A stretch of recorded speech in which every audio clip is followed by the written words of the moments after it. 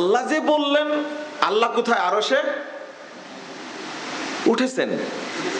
এই আয়াতটা ব্যাকুব বুঝতে গিয়ে কি সর্বনাশ করে দিল, যে বিজ্ঞানের যে উন্নতি চলছে, রকেট নিয়ে মনে হয় কখন আল্লাহকে তারা গ্রেফতার করবে। এই বুঝটা কি সঠিক হলো? আর বলছে কথাটা কার শানে? যারা আইন আল্লাহ, আল্লাহ কোথায়, যারা আল্লাহ কোথায় এই উত্তর দিতে পারে না, তারা মুসলিম না, তারা কাফের। আমাদের সকলকে জান্নাতুল ফেরদাউসের মেহমান হিসাবে কবুল করে নেন, আমিন। আপনারা যারা দোকানে আছেন, রাস্তায় বাহিরে আছেন, তাদেরকে প্যান্ডেলে এসে বসে আলোচনা শোনার জন্য বিনীত আহ্বান জানাচ্ছি।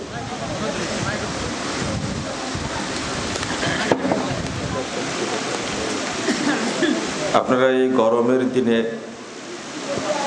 সুন্দর মাহফিলের আয়োজন করেছেন, এসেছেন। এখন আপনারা মনোযোগ দিয়ে কিছু কথা শুনবেন। কর্তৃপক্ষ আলহামদুলিল্লাহ ফ্যানের ব্যবস্থা করেছেন আপনাদের সুবিধার্থে। এই অল্প সময় আল্লাহকে সাদাকা দেওয়ার যে মর্ম, যে ফজিলত, এইটা যদি আপনি বুঝেন, তাহলে জীবনে কোনোদিন এইরকম মাহফিল আপনি মিস করবেন না। রাসূলুল্লাহ সাল্লাল্লাহু আলাইহি ওয়াসাল্লাম বলছেন, এই ধরনের মাজলিসে কেউ অংশগ্রহণ করলে আল্লাহ এত খুশি হন, এত খুশি হন, আল্লাহ আরশ থেকে ঘোষণা করেন, আল্লাহ বলেন, কুমু মাগফুরাল লাকুম,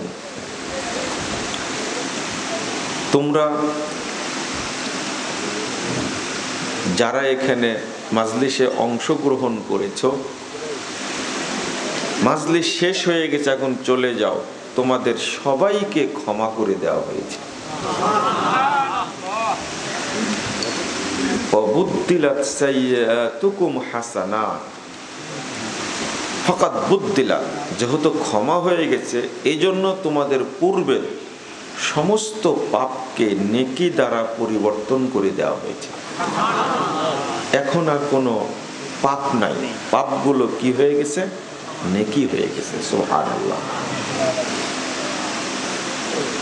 পাপ ক্ষমার জন্য কান্নাকাটি করা লাগে, ইবাদত করা লাগে, দোয়া করা লাগে, কিন্তু মাজলিসটা এত বরকতপূর্ণ, আল্লাহ বলছেন শুধু যদি কেউ অংশগ্রহণ করে তাহলে আমি তাদের সবাইকে ক্ষমা করে দিই। ক্ষমার সাথে সাথে তাদের পাপগুলো সব আমি নেকিতে পরিবর্তন করে দিই। আগামীকালকে এই সুযোগটা আপনি পাবেন। 1556 নম্বর হাদিস তাবরানী আওসাতের মধ্যে এসেছে, সহিহ মুসলিমের মধ্যে এসেছে 2689 নম্বর হাদিস। আল্লাহ রাব্বুল আলামিন ফেরেশতাদেরকে সাক্ষী রেখে বলছেন, উশহিদুকুম আন্নী কদ গফারতু লাহুম, শোনো, তোমাদেরকে সাক্ষী রেখে আমি ঘোষণা করছি, মাজলিসে যত মানুষ অংশগ্রহণ করেছে আমি তাদের সবাইকে মাফ করে দিয়েছি। এরপরে আল্লাহ বলছেন, ফাআতাইতুহুম মা সালু, এবং এখানে আসার কারণে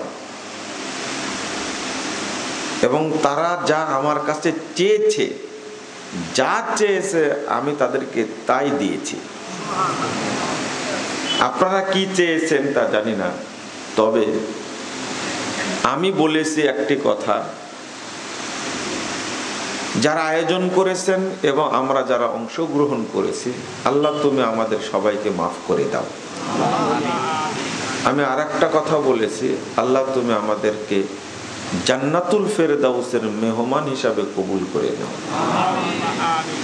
এই দুইটা কথা আমি বলেছি, আপনারা চেয়েছেন কিনা জানি না। আমি আবারও বলছি, এটা দোয়া কবুলের জায়গা।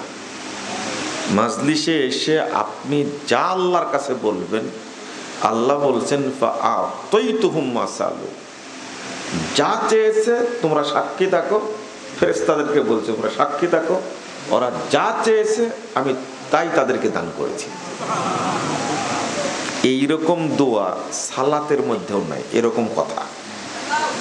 আপনি প্রথম চাইবেন আল্লাহ তুমি আমাকে জান্নাতের জন্য কবুল করে নাও। 2 নম্বর চাইবেন আল্লাহ তুমি আমাকে জাহান্নামে দিও না, কবরে তুমি শাস্তি দিও না। আব্বা আম্মা মারা গেছে, তুমি তাদেরকে মাফ করে দাও, আর তাদেরকে জান্নাতে থাকার ব্যবস্থা করে দাও। আপনি কি বুঝতে পেরেছেন? এই কথাগুলো বলা খুব কঠিন, সহজ।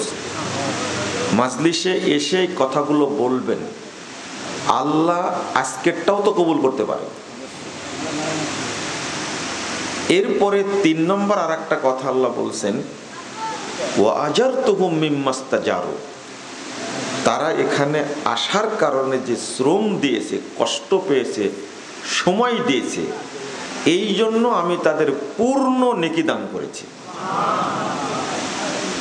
তাহলে কয়টা কথা হলো? 4টা। এই কথা বলার পরে ফেরেশতারা আল্লাহকে বলেন, ইয়াকুলুনা ইয়া রাব ফিহিম ফুলানুন আব্দুন খাত্তা। আল্লাহ শোনেন, শোনেন, আপনি তো অনেক কথাই বলছেন, কিন্তু এর মধ্যে এখানে কিছু লোক কথা বলছে, দেখেন তো, নিষেধ করেন তো। দেখেন আপনারা এতগুলো মানুষ বসে আছেন চুপচাপ,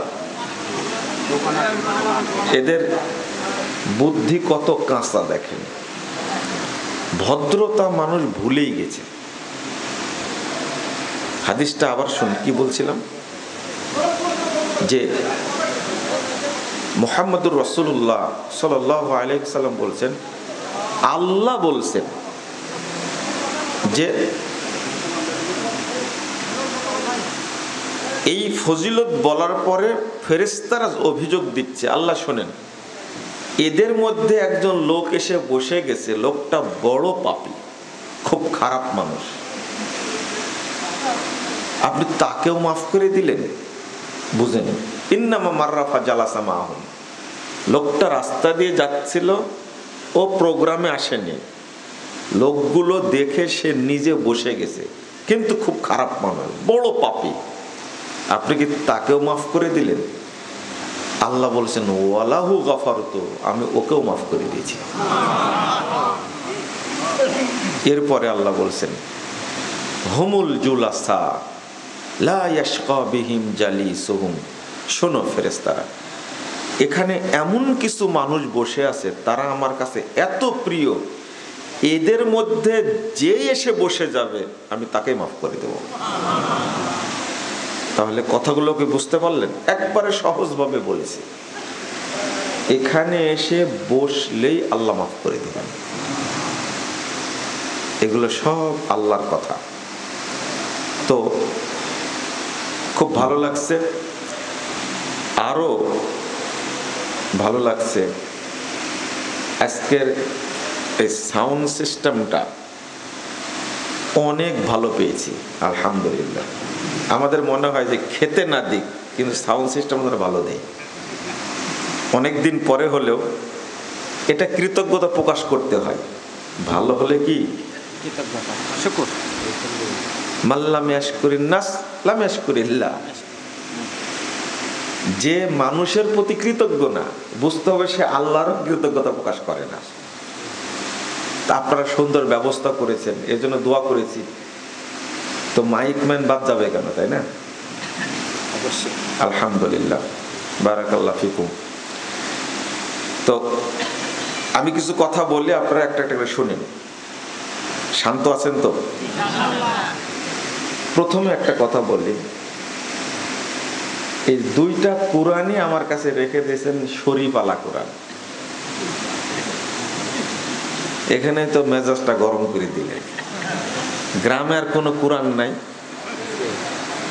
এই শরীফওয়ালা কোরআন কেন? লা হাওলা ওয়ালা কুওয়াতা। আপনারা এখনো বুঝেননি, তাহলে বহুদিন থেকে বোঝাচ্ছি। কোরআনের নাম আল্লাহ নিজেই অনেকগুলো রাখছেন, তার মধ্যে কি শরীফ আছে? শরীফও নাই, শরীফাও নাই। এইটা নাম রাখছে হলো যারা আল্লাহর দুশমন, বেদাতি, তারা কোরআনের মর্যাদা নষ্ট করেছে। হয় কোরআনুল কারিম বলবেন, অথবা কোরআনুল মাজিদ বলবেন, অথবা বলবেন কোরআনুল হাকিম বলবেন। কি বলবেন? এইগুলো বলবেন। এই শরীফওয়ালা কোরআন যেন, এরপরে এর উপরে কিন্তু একটা ছবি দেওয়া আছে, সেই ছবিটা হলো আজমিরের ছবি। কিসের ছবি? আজমিরের ছবি। আর একটা সহি নুরানি কোরআন শরীফ, আর একটা লাইন আছে।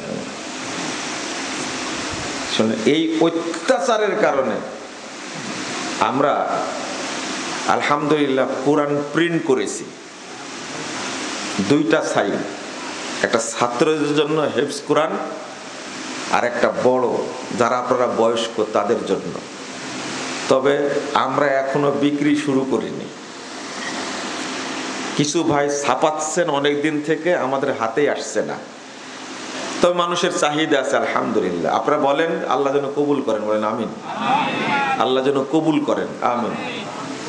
এর মধ্যে আমানতের খেয়ানত করেছে। প্রথমে বলি আমানতের খেয়ানত। তার মধ্যে এই যে তাবিজের নকশা বানাইছে, এর মধ্যে কোরআন আসছে শুধু ঝাড়ফুঁক করার জন্য, তাই না? বেদাতি মোল্লারা এতই বদের বদ। শোনেন, আমি ছাড়া কেউ বলবে না, সবাই ভদ্র মানুষ তো, এরা বলবে না।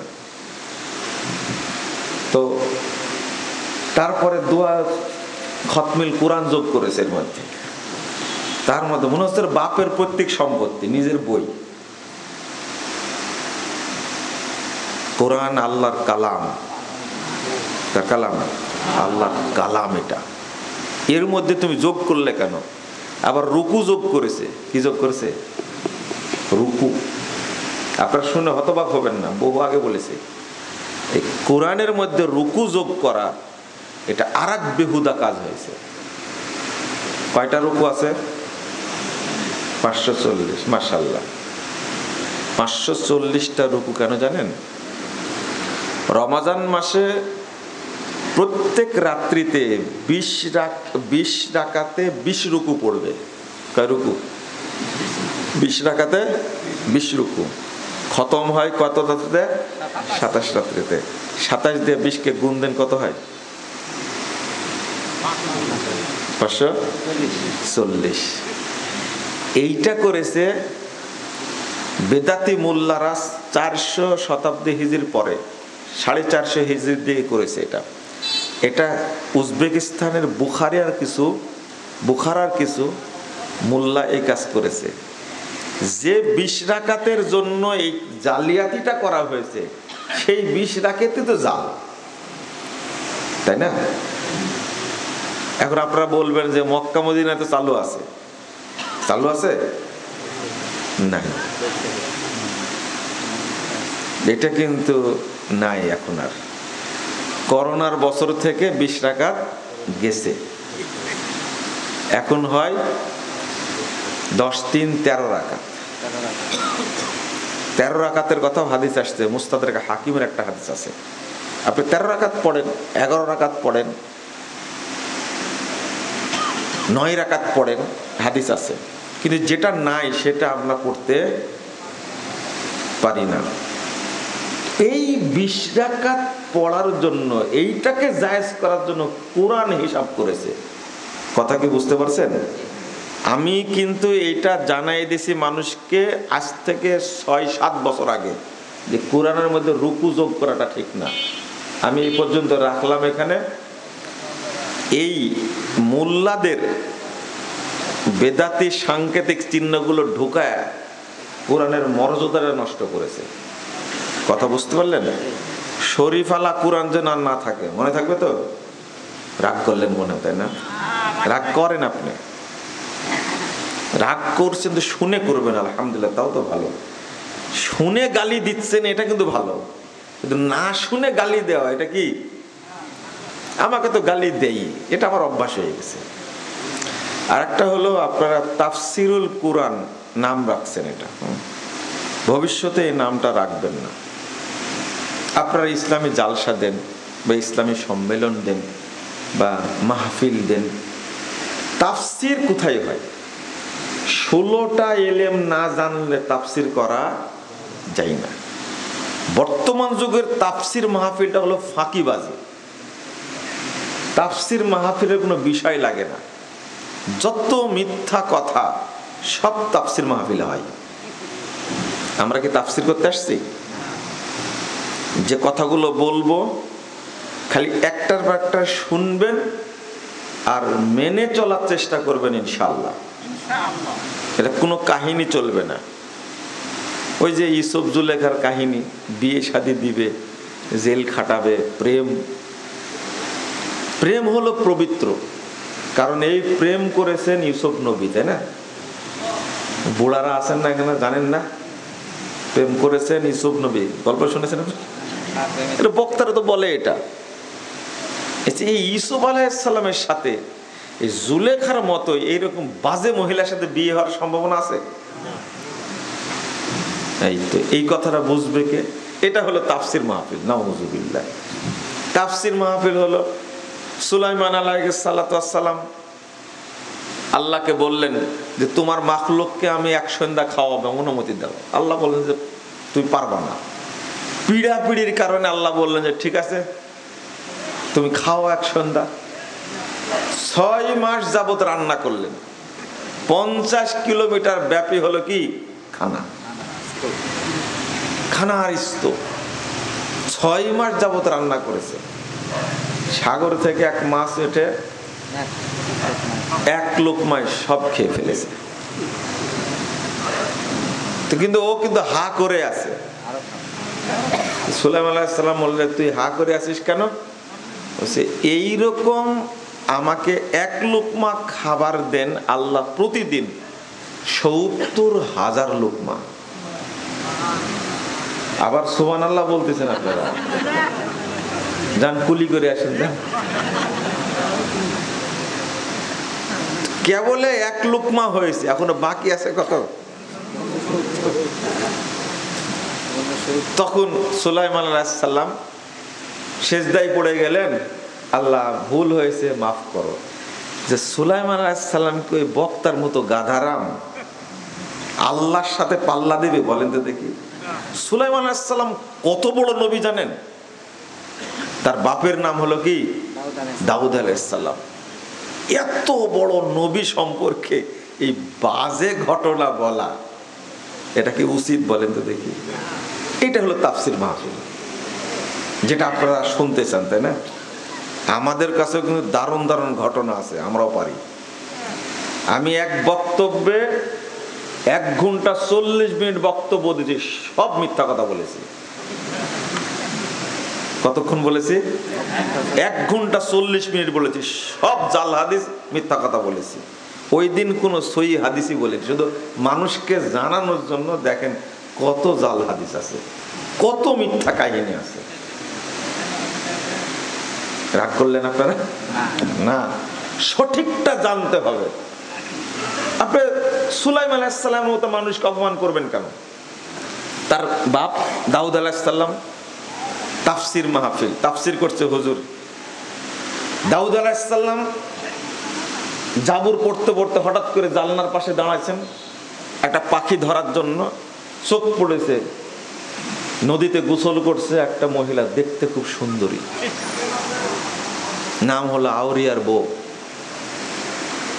দাউদ আলাইহিস সালাম এই মহিলার প্রেমে পড়ে গেলেন। এই মহিলার স্বামীকে যুদ্ধে পাঠা দিলেন, যুদ্ধে গিয়ে শহীদ হয়ে গেল। দাউদ আলাইহিস সালাম এই মহিলাকে বিয়ে করলেন। এবার আল্লাহ বললেন, দাউদ আউরিয়ার কাছে ক্ষমা চাও। ঠিক আছে, ক্ষমা চাই। যে বলছেন যে আরে আমাকে ক্ষমা করো, সি সি সি, আপনি নবী মানুষ, এত পরহেজগার মানুষ, আপনাকে ক্ষমা করতে হবে কেন? আপনার কোনো অপরাধ নেই। তখন আল্লাহ বলছেন, দাউদ ঘটনা খুলে বলো। ঘটনা খুলে না বললে কেমন? তখন বললেন যে দেখো ঘটনা এই, তোমার ওয়াইফকে আমি নদীতে দেখছিলাম সুন্দরী, বিয়ে করার জন্য তোমাকে পাঠাইছিলাম কোথায়? যুদ্ধে। শহীদ হয়ে গেছো, তুমি মারা গেছো, আমি কিন্তু আর বউকে এখন বিয়ে করেছি। তখন আমরা বলছে এই পাপ কি ক্ষমা হয়? বুঝেছেন এবার? আচ্ছা, বক্তার এতটুকু শরম করলো না? একজন পরহেজগার নবী, সুবহানাল্লাহ, দেখি একদিন বাদ দিয়ে একদিন সিয়াম রাখতেন, সবচেয়ে উত্তম সিয়াম রাখতেন দাউদ আলাইহিস সালাম। আল্লাহর নবী সাল্লাল্লাহু আলাইহি ওয়াসাল্লাম আফজালুস সিয়াম সাওম দাউদ। রাসূল সাল্লাল্লাহু আলাইহি ওয়াসাল্লাম বলছেন, যার কণ্ঠ এত সুন্দর ছিল, তিনি জাবুর পাঠ করলে মাস শুনতে আসত। সেই নবীর উপরে এই মিথ্যা অপবাদ। তাও কি অপবাদ? অর্থনৈতিক না, কিসের অপবাদ? মিলি চারিত্রিক অপবাদ দিয়েছে। আগেই বক্তব্য বিচার হবে। এটা হলো তাফসির মাহফিল। বুঝছেন কথা? এগুলো প্রচলিত তাফসির মাহফিল। আল্লাহ এদেরকে হেদায়েত দান করো, আমিন। তো আর আলোচনা মাহফিল বলতে কি, প্রধান বক্তার বিষয় হবে সালাত পরিত্যাগের বিধান, তিনি এর উপর কথা বলবেন। আর একজনের বিষয় হবে কি, আপনি আলোচনা করবেন বেহায়াপনার পরিণাম, আপনি আরেকজনকে বিষয় দিবেন। আপনি আলোচনা করবেন যুব সমাজের অবক্ষয় পরিত্রাণের উপায়। নিজ নিজ বিষয় ঠিক করে সে সোজা মতো বক্তব্য দিয়ে চলে যাবে। তখন বক্তারা সোজা হয়ে যায়, বুঝছেন? বিষয় দিবেন জান্নাত জাহান্নাম, চালানের উপরে আলোচনা চলবে। কিন্তু যখন তাফসির মাহফিল দিবেন, ওই আউন বাউন কোথায় যাবে তার হিসাব নিকাশ নাই। তাও ইলম জানা লাগবে কতটা? 16টা ইলম জানা লাগবে, তার আগে তাফসির করতে বসতে পারবে না সে। এক নম্বর বিষয় আজকে আপনাদের জ্ঞাতার্থে বলছি, সেটা হলো শাওয়াল মাস চলছে, তাই না? কেউ ব্যস্ত রমাজান মাসকে কাজে লাগানোর জন্য, অর্থাৎ রমাজানের তাকওয়া অবলম্বন করার জন্য, আর কেউ ব্যস্ত রমাজানের ইবাদতগুলোকে নষ্ট করার জন্য। যেমন প্রথম কাজ যেটা করেছেন, ঈদ পড়তে গেছিলেন সিল্কের পাঞ্জাবি পরে, তাই না? ঈদ পড়তে গেছিলেন কি পরে?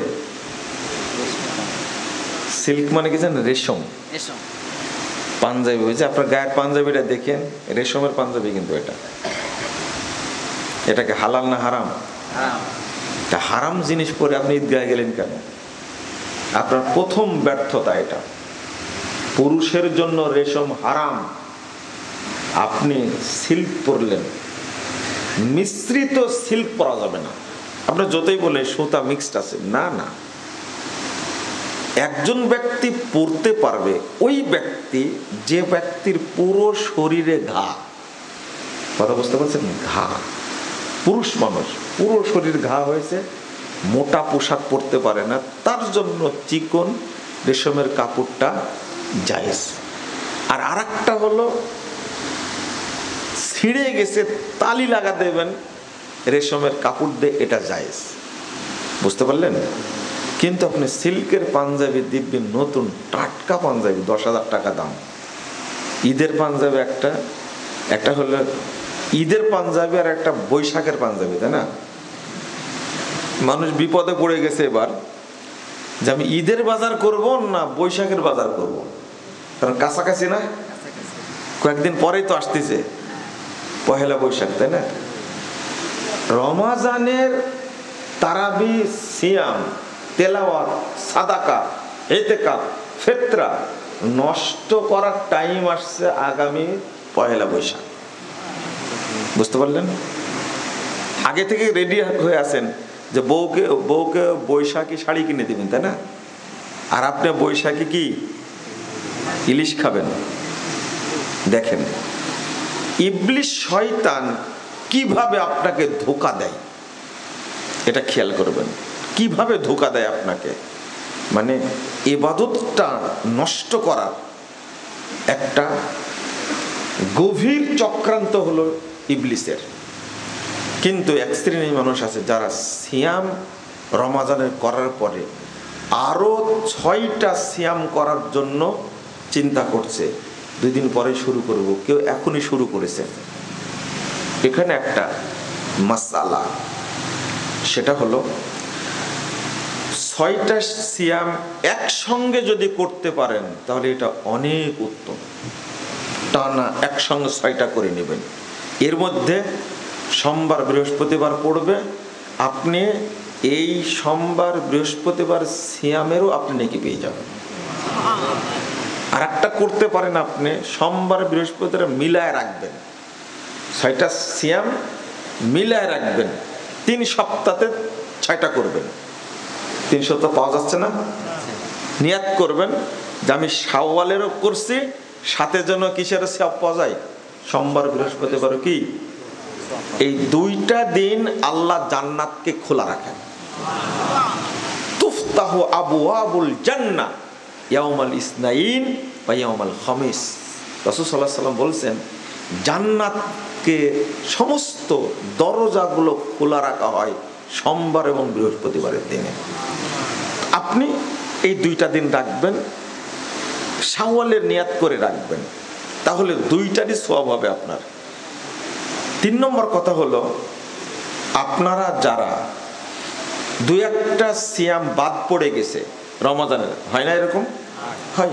অসুস্থ ছিলেন বা মা বোনরা যারা আছেন তাদের মাসিক হয়েছে, তারা 3টা বা 5টা সিয়াম রাখতে পারেনি, তারা আগে রমাজানেরটা রাখবেন, এরপরে শাওয়ালেরটা রাখবেন। 1164 নম্বর হাদিস, রাসূল সাল্লাল্লাহু আলাইহি ওয়াসাল্লাম বলছেন মান সামা রমাদানা সুম্মা আতবাহু সিত্তাম মিন শাওয়াল কানা কাসিয়ামিদ দাহর। যে ব্যক্তি রমাজানের সিয়াম রাখলো, খেয়াল করেন তো ভাষাটা, যে ব্যক্তি রমাজানের সিয়াম রাখলো, তাহলে আপনার রমাজান কি পূর্ণ হয়েছে না বাকি আছে? তাহলে বাকি থাকলে তো বলা হলো না পুরো রমজান রাখছেন আপনি, আগে রমাজান রাখতে হবে। মান সামা রমাদান সুম্মা, আবার সুম্মা ব্যবহার করেছেন রাসূল সাল্লাল্লাহু আলাইহি ওয়াসাল্লাম, আতবাহু সিত্তান। তাহলে রমাজান পূর্ণ করার কথা কিন্তু হাদিসের মধ্যে আছে, আপনি রমাজান পূর্ণ করবেন। এরপরে 6টা যে করবে ওই ব্যক্তি যেন সারা বছর সিয়াম পালন করলো। তো এখানে একটা বিষয়, সেটা হলো আমাদের দেশের মানুষ একটা হাদিস ভুল বুঝে, সেটা আমি আজকে বলে দিই। মা আয়েশা রাদিয়াল্লাহু আনহা তিনি শাবান মাস ছাড়া তার ভাঙ্গা সিয়ামগুলো পূরণ করতে পারতেন না। তাহলে বোঝা গেল যে রমাজানের সিয়াম পরেও রাখা যায়। খেয়াল করেন কথাটা, মনে হয় মনোযোগ নাই নাকি আপনাদের? আছে তো। মা আয়েশা রাদিয়াল্লাহু আনহা বলছেন যে শাবান মাসে যখন রাসূল সাল্লাল্লাহু আলাইহি ওয়াসাল্লাম একটানা সিয়াম রাখতেন, ওই টাইমটাতে আমি সুযোগ পেয়ে রমাদানের ভাঙ্গা সিয়ামগুলো কি করতাম। এখন আপনাদের প্রশ্ন, তাহলে কি মা আয়েশা রাদিয়াল্লাহু আনহা তিনি কি শাওয়ালের সিয়াম কোনোদিন রাখেননি? এটাই হলো আসল কথা। আল্লাহর রাসূল সাল্লাল্লাহু আলাইহি সাল্লাম মৃত্যুর আগ পর্যন্ত মা আয়েশা কখনো শাওয়ালের সিয়াম রাখতে পারেননি। শুধু তিনি না, তার আরো স্ত্রীদের কথা হাদিসে আসছে, রাখতে পারেননি। এটা ফতহুল বারীতে খুব সুন্দরভাবে উল্লেখ করেছেন। আমরা ওই হাদিসটা নিয়ে এসে উল্লেখ করি যে মা আয়েশা যেহেতু শাবান মাসে রাখতেন ভাঙ্গা সিয়াম, অতএব আমরা সারা বছর রাখতে পারবো। কিন্তু হাদিসের বুঝটা সঠিক না। কারণ নবী মুহাম্মদ সাল্লাল্লাহু আলাইহি ওয়াসাল্লাম তিনি যখন থাকতেন মা আয়েশা রাদিয়াল্লাহু আনহার কাছে, হাদিসের শব্দটা হলো, আমি ওই হাদিসের রেফারেন্সটা বলার জন্য সহিহ বুখারীর 1950 নম্বর হাদিস, ভুলে গেছিলাম, সহিহ বুখারীর 1950 নম্বর হাদিসের ব্যাখ্যায় ইমাম ইবনু হাজার আসকালানী রহিমাহুল্লাহ তিনি এই জায়গায় উল্লেখ করেছেন অনেকগুলো হাদিস নিয়ে এসে যে মা আয়েশা রাদিয়াল্লাহু আনহা আল্লাহর রাসূলের ব্যস্ততার কারণে, তার সাথে থাকার কারণে তিনি রাসূলের মৃত্যুর আগ পর্যন্ত শাওয়ালের সিয়াম রাখতে পারেননি। এই জন্য তিনি রাখতেন কখন? যখন আল্লাহ রাসূল একটানা শাবান রাখতেন, তখন ওই ফাঁকে রমাজানের ভাঙ্গা সিয়ামগুলো কি রাখতেন। কথা কি বোঝা গেছে? এখন বলবেন যে কেন রাখতে পারতেন না, তাই না? কি এমন ব্যস্ততা ছিল বলেন তো?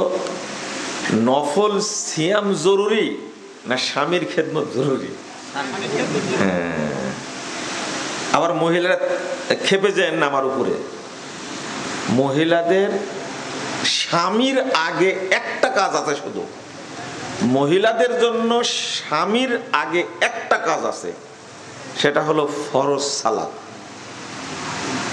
মহিলাদের আর দ্বিতীয় কাজ নাই স্বামীর উপরে কিছু করার। কথাকে বুঝতে পারলেন? এবার স্বামী এমনকি বাচ্চা কাচ্চা মানুষ করাও না, প্রয়োজনে বাচ্চাকে দত্তক দিবে, দত্তক দেয় বুঝেন তো, দুধ খাওয়ার জন্য দিব অন্যজনকে, হ্যাঁ। কিন্তু স্বামীর হক নষ্ট হয় এমন কোনো কাজ করতে পারবে না। কিসের তাহাজ্জুদ আপনার, কিসের নফল সিয়াম, কিছু করতে পারবে না। আগে স্বামীর কাছে কি নিতে হবে? অনুমতি নিতে হবে। এমনকি আপনার শ্বশুর মারা গেছে, মরে পড়ে আছে, স্বামী অনুমতি না দিলে তার বাপকে দেখতে যেতে পারবে না। অসুস্থ হয়ে পড়ে আছে, স্বামী অনুমতি না দিলে যেতে পারবে না। বিয়ের পরে বাপ মায়ের কোনো অধিকার থাকে না, সব অধিকার কার থাকে? স্বামীর। আমরা একটা লম্বা ফতোয়া দিয়েছি, কিছু কিছু মহিলা আমাকে ফোন দিয়ে বলছেন, আপনি এই যুগে এই ফতোয়া পেশ করলেন কেন? আমি বলি যে ফতোয়া দেখেন এই যুগের কিনা, আমি শুধু অনুবাদ করে দিয়েছি। ফতোয়া তো এই যুগের না, ফতোয়া রাসূলের যুগের, এই যুগের না। এজন্য মহিলারা আমাকে গালিও দেয়। অবশ্য কিছু দিনী বোন আছে, তারা বুঝে, আলহামদুলিল্লাহ। তাহলে কি বলছিলাম মনে আছে? মহিলাদের দায়িত্বের মধ্যে স্বামী ছাড়া উপরে একটা কাজ আছে, সেটা কি? ফরজ সালাত।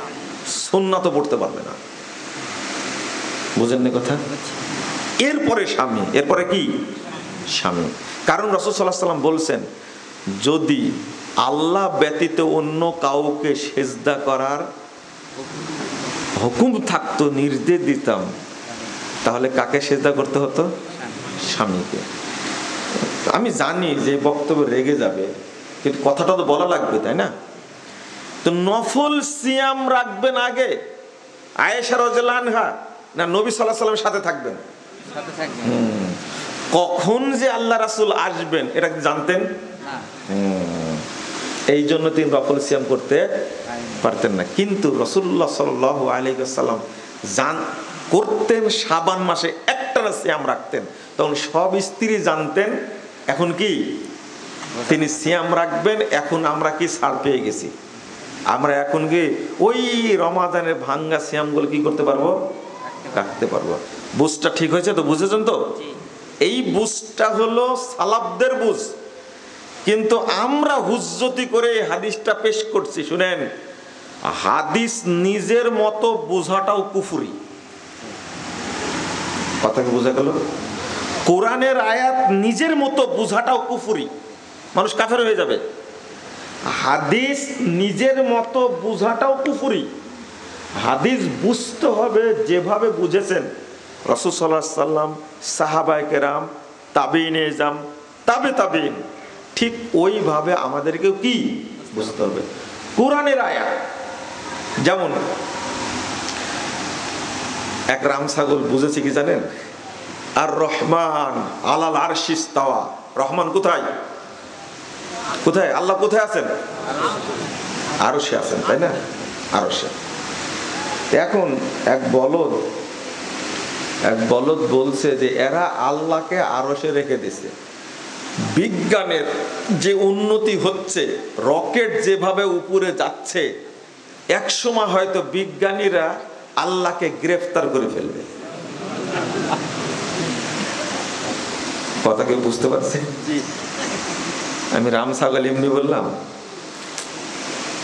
কত নিম্ন শ্রেণীর মূর্খ হতে পারে এটা। বিজ্ঞান যতই চেষ্টা করুক, এ কি প্রথম আসমানের ধারে কাছে যেতে পারবে? আর গেলেই কি খুলে দিবে দরজা? আরে পৃথিবীর শ্রেষ্ঠ মানুষ মুহাম্মদুর রাসূলুল্লাহ সাল্লাল্লাহু আলাইহি সাল্লাম যখন প্রথম আসমান ভেদ করেন, তখন দরজা খুলে দিয়েছিল? অনুমতি লাগেনি?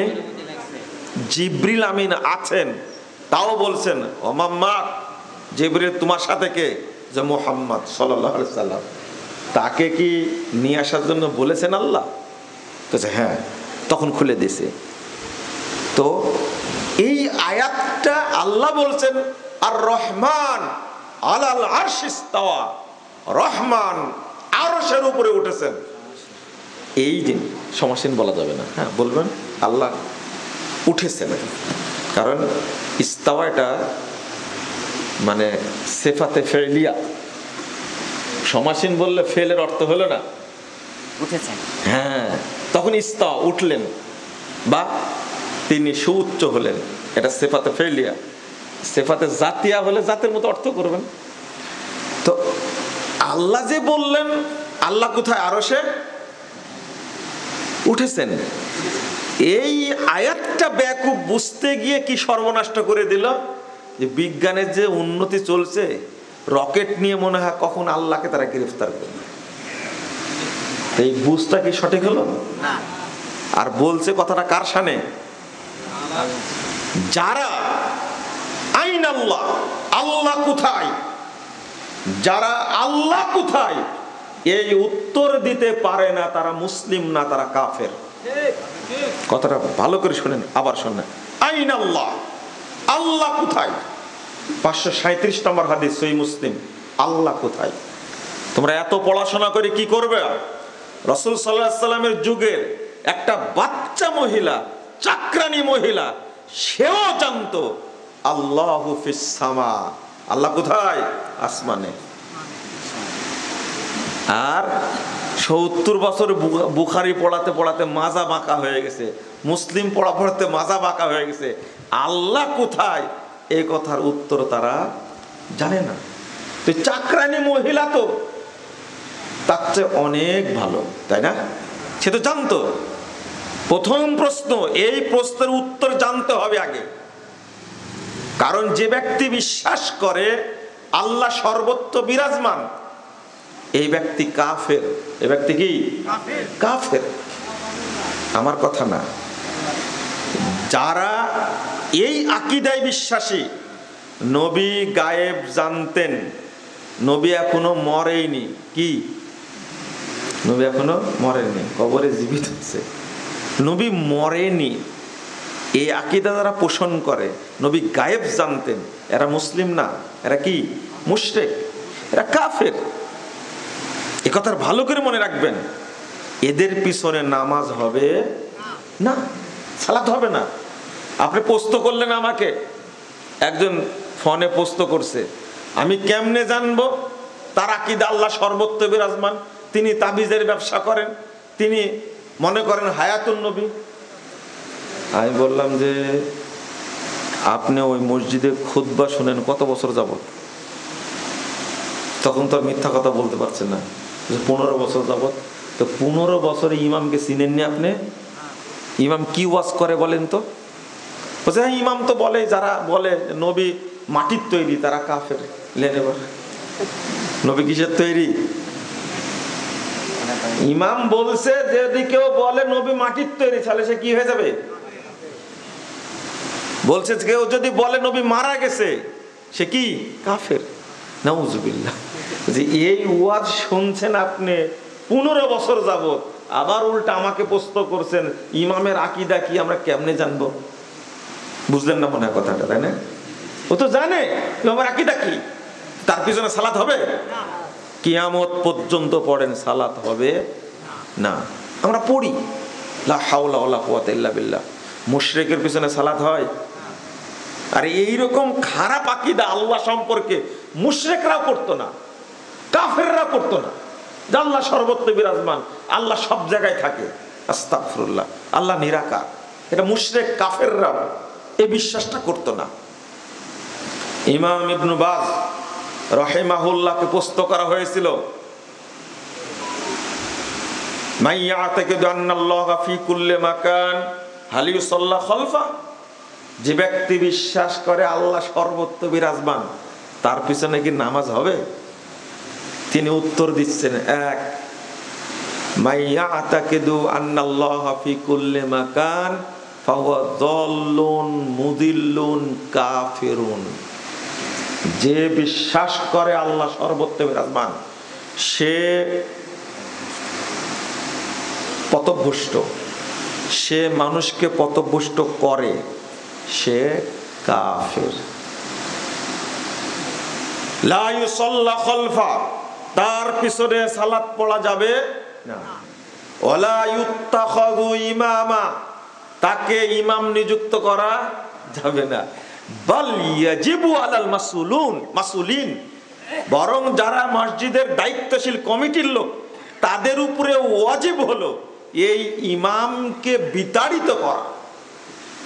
এরপরে বলতে হবে ইস্তাতাব, এই তওবা কর, তুমি আল্লাহ সম্পর্কে খারাপ ধারণা করো, ওয়াইল্লা কুতিলা, যদি তওবা করে ভালো, না হলে প্রশাসন সরকারি লোকেরা তাকে হত্যা করবে।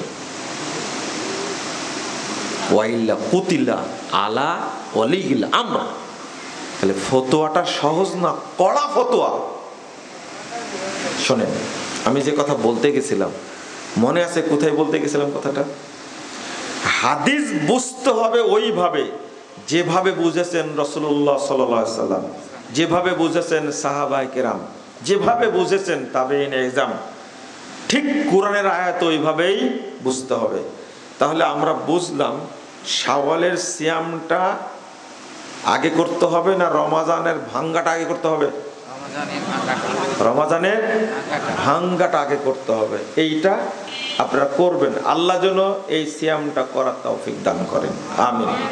নফল সিয়াম করবেন, তবে স্বামীর যদি প্রয়োজন থাকে স্ত্রী তার কাছ থেকে অনুমতি নিয়ে সিয়াম রাখবে অবশ্যই, এটা তার নিজস্ব ইখতিয়ার না।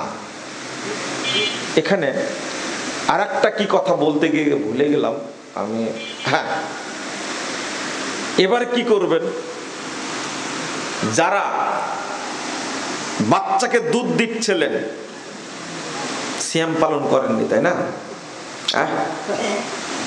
এটা হাদিসে তো আসছে, পেটে বাচ্চা ছিল, আপনি কি করতে পারেননি? সিয়াম করতে পারেননি। মা বোনরা আছে না, এটার মাসালা কি?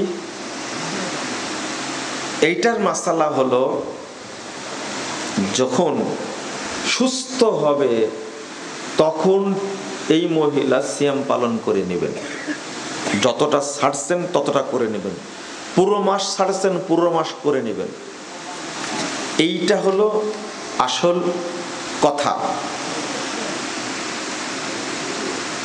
আপনি এখন বলবেন যে দুধ খাওয়াচ্ছিলাম বাচ্চাকে, এই জন্য সিয়াম রাখতে পারিনি। আলহামদুলিল্লাহ, খুব ভালো কথা, কিন্তু আধুনিক যুগের মহিলারা বাচ্চাকে কি দুধ দেয়? আপনারাও জানেন এটা, এত গ্রামে ভিতরের মধ্যে তাও জানেন। কেন দুধ দেয় না? শরীরের সৌন্দর্য নষ্ট হবে, লাবণ্য নষ্ট হবে, তারপরে দুধ ঝুলে যাবে, স্তন ঝুলে যাবে, এই জন্য বাচ্চাকে দুধ দেয় না। আহারে, খবর আছে আপনার? আচ্ছা, এই দুধগুলো যায় কোথায়? একটা মহিলার বুকে যখন বাচ্চা হয় প্রায় 60 মণ দুধ থাকে। দুধ কোথায় যায়? না না, আমি বলবো কোথায় যায়, এমনি বলছি। ফরজ ইবাদত রমাজান, ফরজ ইবাদত রমাজান সিয়াম, বাচ্চা পেটে থাকলে, বাচ্চা দুধ খেলে আল্লাহ বলে দিয়েছেন সিয়াম তোমরা রাখো না, বাচ্চা কি দাও? দুধ দাও। আর সেই দুধ বাচ্চাকে খাওয়ায় না মা, সৌন্দর্য নষ্ট হবে, তাই তাই না? আল্লাহ ছেড়ে দিবেন? রাসূল সাল্লাল্লাহু আলাইহি সাল্লাম বলছেন, শুনেন, 1568 নম্বর হাদিস, মুস্তাদরাক হাকিমের মধ্যে এসেছে। আল্লাহ রাসূল সাল্লাল্লাহু আলাইহি সাল্লাম বলছেন, সাহাবীরা শোনো, আমাকে 2 জন লোক একদিন নিয়ে গেল সাথে করে বিশাল পাহাড়ের কাছে, নিয়ে যে আমাকে বলছেন যে ইসআদ, ওঠেন পাহাড়ের উপরে। আমি বললাম ইন্নী লা উতিকুহু, আমি তো উঠতে পারবো না এত উঁচুতে। তখন তারা বলছে, কলা, তারা বলছে ইন্না সানুসাহিলু লাহু লাক, আপনাকে আমরা সহযোগিতা করছি, উঠেন। আল্লাহ রাসূল বলছেন ফাসাইতু, উপরে উঠে গেলাম, উপরে উঠে গেলাম। ফাআনা বিকওমিন, আমাকে উঠে যাওয়ার পরেই আমি শব্দ শুনতে পেলাম, আহাজারি, আহাজারি করে চিৎকার করছে মানুষ। আমি জিজ্ঞেস করলাম মা হাযিহিল আসওয়াত, কিসের শব্দ? তখন তারা আমাকে বললেন হাযিহি সাউতু আহলিন নার, এইটা হলো জাহান্নামীদের যে শাস্তি দেওয়া হচ্ছে, তারা চিৎকার করছে সেই শাস্তি এটা। ইতিমধ্যেই আমাকে এমন একটা সম্প্রদায়ের কাছে নিয়ে যাওয়া হলো, এমন একটা বিআরাকিবিহিম মুশাক্কাকাতুন আসদাকুহুম তাসিলু আসদাকুম দামান।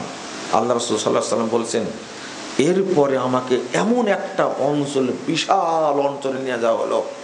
এই অঞ্চলে গিয়ে দেখছি বিরাট একটা সম্প্রদায়, তারা সব এক জায়গায়, উপরে পা নিচে মাথা।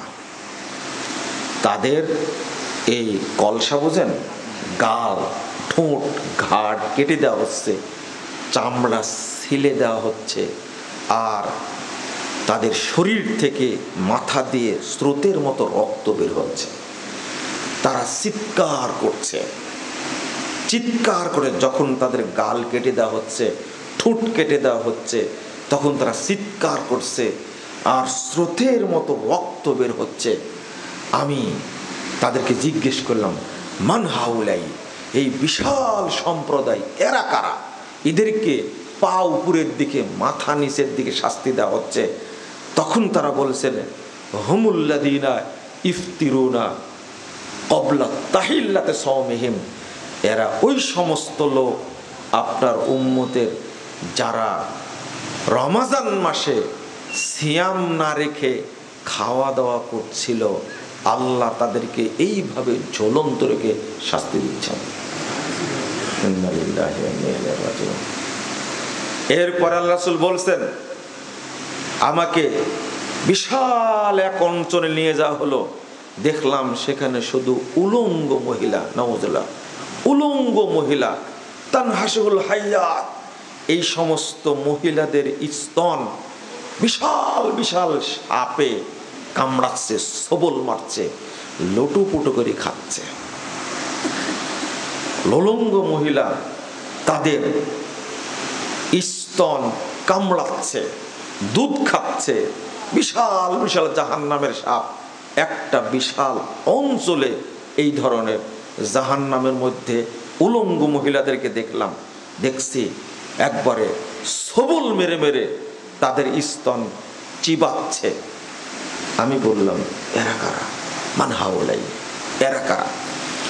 তখন আল্লাহ রাসূল সাল্লাল্লাহু আলাইহি সাল্লামকে তারা উত্তর দিচ্ছে, এরা হলো ওই সমস্ত মহিলা ইয়ামনানা আওলাদাহুন্না আলবানাহুন্না, এই সমস্ত মহিলা তারাই যারা তাদের সন্তানকে দুধ পান করায়নি। এই দুধ খাচ্ছে কারা? বললাম না কোথায় যাই, দুধ সব জমা আছে, ওর বুকের মধ্যে আছে। 60 মণ দুধ থাকে একটা মায়ের বুকে, ও দুধ খাওয়ায়নি। দুধ কখনো বাচ্চাকে কিনে খাওয়াইছেন? ঠেলা বুঝবেন আপনি, হিসাব করে দেখবেন কত টাকা দুধ খাওয়ালেন আপনি। যে বাচ্চাটা মায়ের দুধ পায় না, আছে না এরকম মহিলা, দুধ পায় না, তখন দুধ কিনতে হয় তাকে, গরুর দুধ, কোটার দুধ খাওয়ান আপনি 3 বছর যাবত, দেখেন খাওয়ায় দেখেন কি হয় আপনার, কত টাকা লাগে আপনার, কত দুধ লাগে।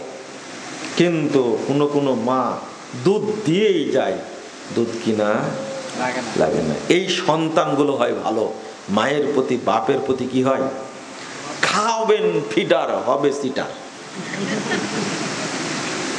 না হয় হবে লিডার। ফিডারের গুণ। আপনি কেমনে খাওয়ান ওটা বাদ দেন, কিন্তু হাদিসটা বুঝেন। ইয়ামনানা আওলাদাহুন্না আলবানাহুন্না, তাদের যে দুধ বুকে ছিল, এই বুকের দুধ সন্তানকে খাওয়ায়নি। শাস্তি কি জিনিস! আল্লাহর নবী সাল্লাল্লাহু আলাইহি ওয়াসাল্লামকে আল্লাহ দেখা দিলেন, তুমি দেখেও জাহান্নামে দেখো, দেখে তোমার উম্মতকে বলো সিয়াম না রাখলে কি হবে। আর বুকের দুধ যদি বাচ্চাকে না দেয় তার মা, তার কি হবে? দুধ সবই আছে তোমার বুকে বোন, তোমার বুকে সব দুধ আছে, এই দুধ আমানত আছে জাহান্নামের সাপের জন্য। তওবা করো বোন, তুমি তওবা করো, ভুল করেছো। 3টা সন্তান হয়েছে, একটাকে দুধ দেয়নি। ঘটনা কি এই বক্তব্য শুনেনি? শোনার পর এক মহিলা বলছে, আমি তো অনেক ভুল করেছি, তাহলে আমার কি হবে? আমি তো কোনোদিন এই হাদিস শুনিনি। নওজুল হাদিসের সনদ সহিহ, আপনি কোনোদিন শুনেননি? বলে 3টা বাচ্চা হয়েছে, আমি দুধ খাওয়াইনি, নিজেই বলছেন। তো মহিলা ভালো মহিলা, জানেনি, শুনছে। আমি বললাম যে রমজান মাস, তওবা করেন, আল্লাহ যেন আপনাকে মাফ করে দেন। তওবা করলে আল্লাহ মাফ করবে ইনশাআল্লাহ। আপনি জানতেন না। খেয়াল করেন, রমজানের সিয়ামকে আল্লাহ ছাড় দিয়েছে, তুমি পরে করো। এখানে একটা জিনিস আমরা বুঝি যে ফিদিয়া দিতে হবে, সিয়াম রাখতে পারেনি বাচ্চার কারণে, পেটে বাচ্চা ছিল তাই না। তখন চলবে যে মহিলার বাচ্চা হওয়ার কারণে এত দুর্বল হয়ে গেছে আর সিয়াম রাখতেই পারে না, অর্থাৎ ফিদিয়া ওই ব্যক্তির জন্য। আবার শোনেন, ফিদিয়া ওই ব্যক্তির জন্য যে ব্যক্তি আর কোনোদিন সিয়াম রাখতে পারবে না। ডাক্তার বলে দিয়েছে আর আপনার বাপ সিয়াম রাখতে পারবে না, আপনার মার সিয়াম রাখতে পারবে না, চিররোগী অতি বৃদ্ধ মানুষ সিয়াম রাখতে পারবে না, তার জন্য ফিদিয়া। কিন্তু সুস্থ মানুষ সাময়িক রাখতে পারেনি সিয়াম, ওই ব্যক্তির জন্য ফিদিয়া না। মনে থাকবে কি?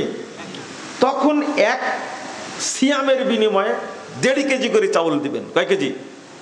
1.5 কেজি করে কি দিবেন? চাউল দিবেন। একটা সিয়াম রাখতে পারেন 1.5 কেজি চাউল, তাহলে 30টা সিয়ামের জন্য কয়টা? কয় কেজি? 45 কেজি চাউল। এক ফকিরকেও দিতে পারেন, 5 জনকেও দিতে পারেন, আপনি দেবেন। অথবা যদি মনে করেন রমজানের পরে আমি 30টা ফকিরকে দাওয়াত দেব, একসঙ্গে খাওয়াই দেব, এটা ওকে, কোনো সমস্যা নাই। যিনি আর কোনোদিন সিয়াম রাখতে পারবেন না তার জন্য ফিদিয়া। তবে চাউলই দিবেন, টাকা দেওয়া যাবে না, এটা মনে রাখবেন। এই সিয়ামটা অর্থের না দেহের? হ্যাঁ, অর্থের না দেহের? দেহের। এই দেহ কি টাকা খেতে পারে? কি খায়? খাবার খায়। এই জন্যই তো ফেতরা কি দিয়ে দিতে হয়। দেহ কি খেতে পারে না? টাকা খেতে পারে না। না খান আপনারা? পারবেন না। আপনার বাড়িতে মনে করে 5 জন সদস্য, কয়জন? 5 জন সদস্য, 3 পাঁচা 15 কেজি, তাই না? 3 কেজি করে ফেতরা, 3 পাঁচা কত? 15 কেজি। শুনেন, আচ্ছা 15 কেজি চাউলের দাম ধরলাম 1500 টাকা। কত? 1500 টাকা। এই 1500 টাকা দিয়ে ফেতরা দেবেন, এই জন্য কত বিতর্ক। মুজাফফর বিন মহসিনকে, মতিউর রহমান মাদানিকে কত গালিগালাজ করলেন আপনি, তাই না?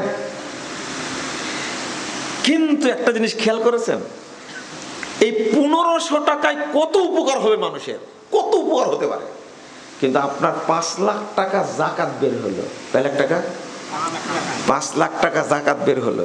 কিন্তু আপনি করলেন কি, এই 5 লাখ টাকার মধ্যে 2 লাখ টাকার শাড়ি কিনলেন, 2 লাখ টাকার লুঙ্গি কিনলেন, 1 লাখ টাকা কি কিনলেন? চাউল কিনলেন। এটা করলেন কেন? 5 লাখ টাকা বিতরণ করতে পারলেন না কেন? 1500 টাকার জন্য কি কাঁদাই না কাঁদলেন। ইমাম সাহেবকে বললেন আর ফতুয়া পান না, যুগ যুগ ধরে দিয়ে আসছে, আর এখন এসে আপনি এই দ্বন্দ্ব পাকালেন। মুজাফফর বিন মহসিন কি জানে, ওর বয়স কত হয়েছে? হাই রে রাগ রে ভাই, আপনার 1500 টাকার প্রতি আপনার এত মায়া, কিন্তু 5 লাখ টাকার যাকাত আপনাকে কোন হুজুর বলেছে যাকাতের টাকা দিয়ে শাড়ি কিনা যাবে, যাকাতের টাকা দিয়ে চাউল কিনা যাবে? 5 লাখ টাকার টাকা বিতরণ করলেন না কেন? আপনি শাড়ি কিনলেন কেন? যাকাতের টাকা দিয়ে শাড়ি, চাল, মশারি, লুঙ্গি কিনলে যাকাত আদায় হবে না, টাকাই দিতে হবে। ঠিক ফেতরা খাদ্য দিয়েই দিতে হবে, টাকা দিয়ে চলবে না। বুঝলেন কি জিনিসটা? দ্বন্দ্ব করেন কেন ভাই? আপনি 5 লাখ টাকা না 2 লাখ টাকা যাকাত বের হলো, 2 লাখ টাকা বেশি না 1500 টাকা বেশি? হ্যাঁ, তো 2 লাখ টাকাতে আপনি শাড়ি কিনতে গেলেন কেন? সেমাই কিনতে গেলেন কেন? ও, এই প্রতারণা মনে হয় আল্লাহ বুঝে না, এই ধোঁকাবাজি আল্লাহ বুঝে না। ও, এই যে, আর কোন আলেমও বলবে না এটা, কিন্তু সব লাগছে কোন জায়গায়? ফেতরার পিছনে। কিন্তু যাকাতটা বলুক কি, যাকাতের টাকা দিয়ে ইফতার খাওয়ানো যাবে? খাওয়াচ্ছেন কেন? ইফতার খাওয়ায় একবার পেট ভর্তি করে দিল, আর যাকাত দাতা মনে করলো যাক মানুষকে খাওয়াই দিছি। হারাম কর, নিজে হারাম কর, মানুষকে হারাম খাওয়াইছে। যাকাতের টাকা দিয়ে করে ইফতার হয়? আপনি কি কথা বলবেন এগুলো? বললেই তো রেগে যান। কোন আলেম ফতোয়া দিয়েছে যে যাকাতের টাকা দিয়ে আপনাকে লুঙ্গি কিনতে হবে, শাড়ি কিনতে হবে, সেমাই কিনতে হবে, পুলোয়া চাউল কিনা লাগবে? কে বলেছে আপনাকে? টাকা বের হয়েছে, টাকাই মুসকিনকে দিতে হবে, টাকা বের হয়েছে, টাকাই দিতে হবে। 1500 টাকার জন্য আপনি কেঁদে গালি টালি দিয়ে অস্থির, আর 5 লাখ টাকা যাকাত দিচ্ছেন কি চাল কিনে দিয়ে, তাই না? ধোকাবাজি, প্রতারণা, ধান্দাবাজি, এই যুক্তি সব ইবলিসের কাজ এগুলো। আমি যেটা বলতে চেয়েছিলাম মূল বক্তব্য, আসেন ওই জায়গায় যাই। আল্লাহ যেন আমাদের বুঝার তৌফিক দান করেন, আমিন। আপনারা সালাত আদায় করেন, তাই না? আজকে জোহর কয়টায় পড়েছেন? একটাই।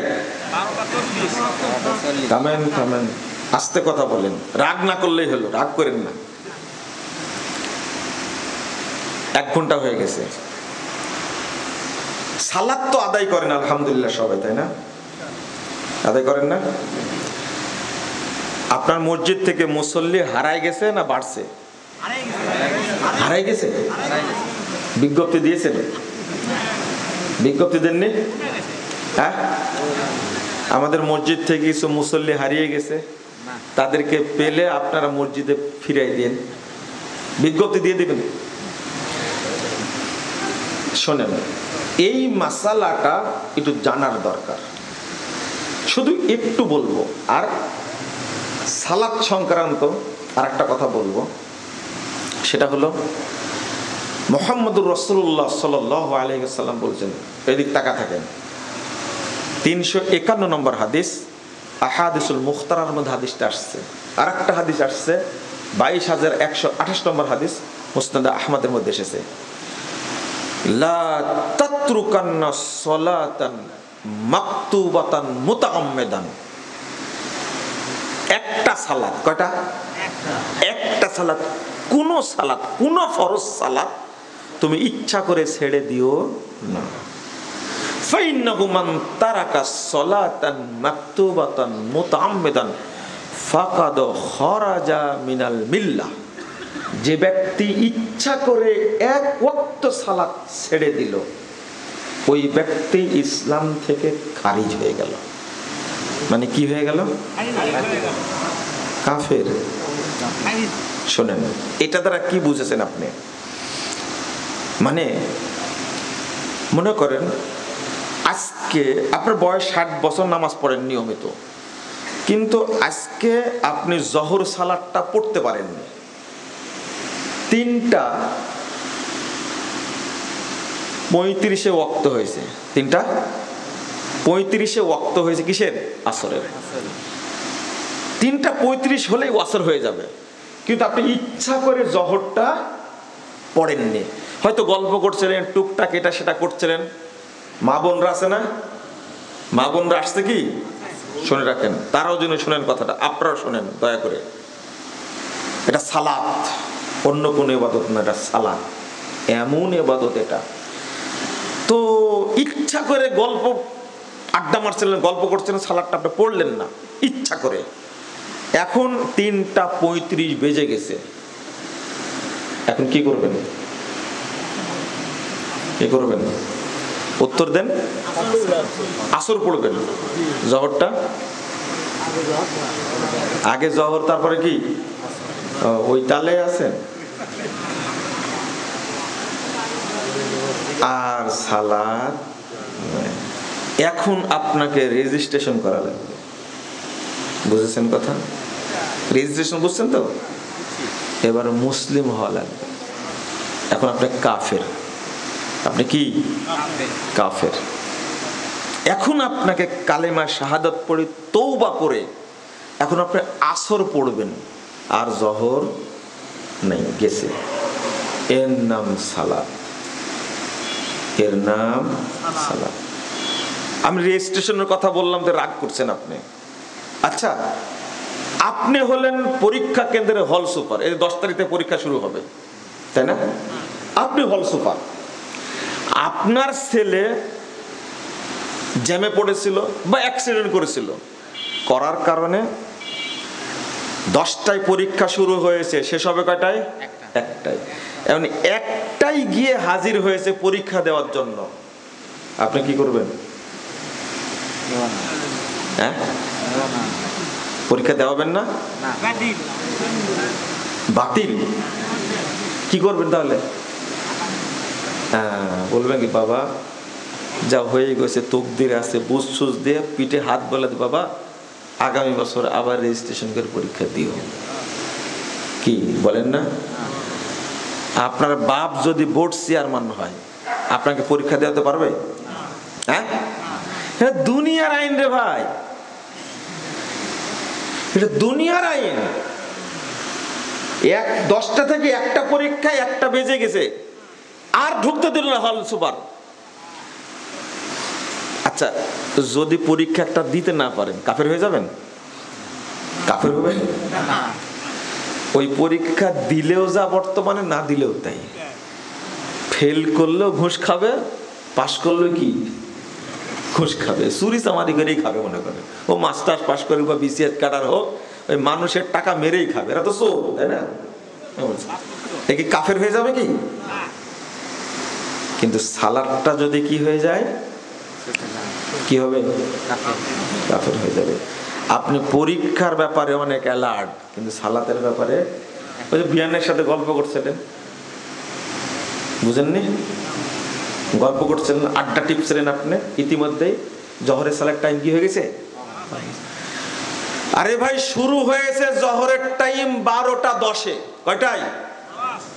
12:10 থেকে নিয়ে 3:35 পর্যন্ত এত বড় টাইমের মধ্যে 4 রাকাত সালাত আপনি আদায় করতে পারেননি। আপনার মতো হতভাগা কে আছে? কাকে বুঝাতেছেন আপনি? এর নাম সালাত। আচ্ছা, 60 বছর যাবত সালাত পড়ছেন, আজকে আজকে পড়তে পারেন, তাই মাসালা হলো এটা। এবার বলেন তো, যারা 12 মাস 11 মাস পড়ে না, শুধু রমাজানে পড়ে, তারা মুসলিম না কাফের? কেমন কাফের? টাটকা কাফের। এরা হলো অভিজ্ঞ কাফের, ট্যালেন্ট কাফের। এরা না হলে এত বড় চালাক কেমনে হয় রে ভাই? রমজান মাসে পড়লেই কি ও মুসলমান হয়ে যাবে? না, 60 বছর পড়ছে, একদিন পড়তে পারেনি, তওবা করা লাগবে তাকে। আমি বলেছি, ও লাইফ সাপোর্টে ছিল না, ও আইসিইউতে ছিল না, ও অ্যাক্সিডেন্ট করেনি। আরে যদি লাইফ সাপোর্টের থেকে অজ্ঞান থাকে, তার উপর তো কোনো ইবাদতই নাই। কথা বুঝেননি? সালাত সচেতন হতে হবে, প্রত্যেককেই হতে হবে। অন্য ইবাদত, সিয়াম 1 বছর পরও রাখতে পারবেন, 1 মাস সিয়াম আমি পারলাম না, গত করা যায়। মরে গেছেন, সিয়াম কাজা ছিল, আপনার আত্মীয় স্বজন রাখবে, না হলে ফিদিয়া দিবেন। হজ করতে পারেননি, অসুস্থ ছিলেন আপনি, সামর্থ্য ছিল, মারা গেছেন, হজ আপনার আত্মীয় স্বজন করে দিবে আপনার নামে। কথা বুঝতেন? চলবে। জাকাত দিতে পারেননি, মরে গেছেন, সন্তান জাকাত বের করবে, ঠিক আছে, সালাত চলবে না। এই জন্যই বলা হয়েছে, লাইসা বাইনাল আবদি ওয়াল শিরকে ইল্লা তারকুস সালাত। মুসলিম এবং কাফেরের কোনো পার্থক্য নাই, একটা পার্থক্য, সেটা কি? সালাত। যে ব্যক্তি সালাত পড়ে সে কি? মুসলিম, আর যে পড়ে না সে কাফের। সোজা কথা। যে কাফের, যে নামাজ পড়ে না, তাকে অমুসলিম বলবেন না, কিন্তু অমুসলিম বলা যাবে না, বেদিন বলা যাবে না, কি বলবেন? কাফের। আল্লাহ বলেছেন কাফের, রাসূল বলেছেন কাফের, সাহাবীরা বলেছেন কাফের, তাবিরা বলেছেন কাফের, তাবিরা বলেছেন কাফের, মুহাদ্দিস উলামা একরাম বলেছেন কাফের। আমরাও কি বলবো? কাফের। এক ওয়াক্তের কথা বলেছি, এক ওয়াক্তের কথা। আর আপনি সারা বছর পড়েন না। আমি বুঝাতে চাচ্ছি, সারা সপ্তাহ পড়ে না, শুধু জুমা পড়ে, এ কি? এ হলো বোকা কাফের। কেমন বোকার বোকা বলেন তো দেখি? শুধু জুমার দিনে হাজিরা দেয়, সারা সপ্তাহ পড়েন না। শোনেন, এর জানাজায় যদি আপনি যান, তাহলে আপনার বিচার হবে আগে। শোনেন শোনেন শোনেন, একটু শোনেন। আপনার বাপ নামাজ পড়ে না, আপনার বাপ কি পড়ে না? মারা গেছে, তখন আপনি কি করলেন? খুব সুন্দর করে গোসল করায়া, কাফন পরায়া, আতর সুরমা দিয়ে মসজিদের সামনে হাজির করেছেন, জানাজাটা করে দেন, বিচার আগে আপনার হবে। এই কাফেরকে কেন নিয়ে আসলেন?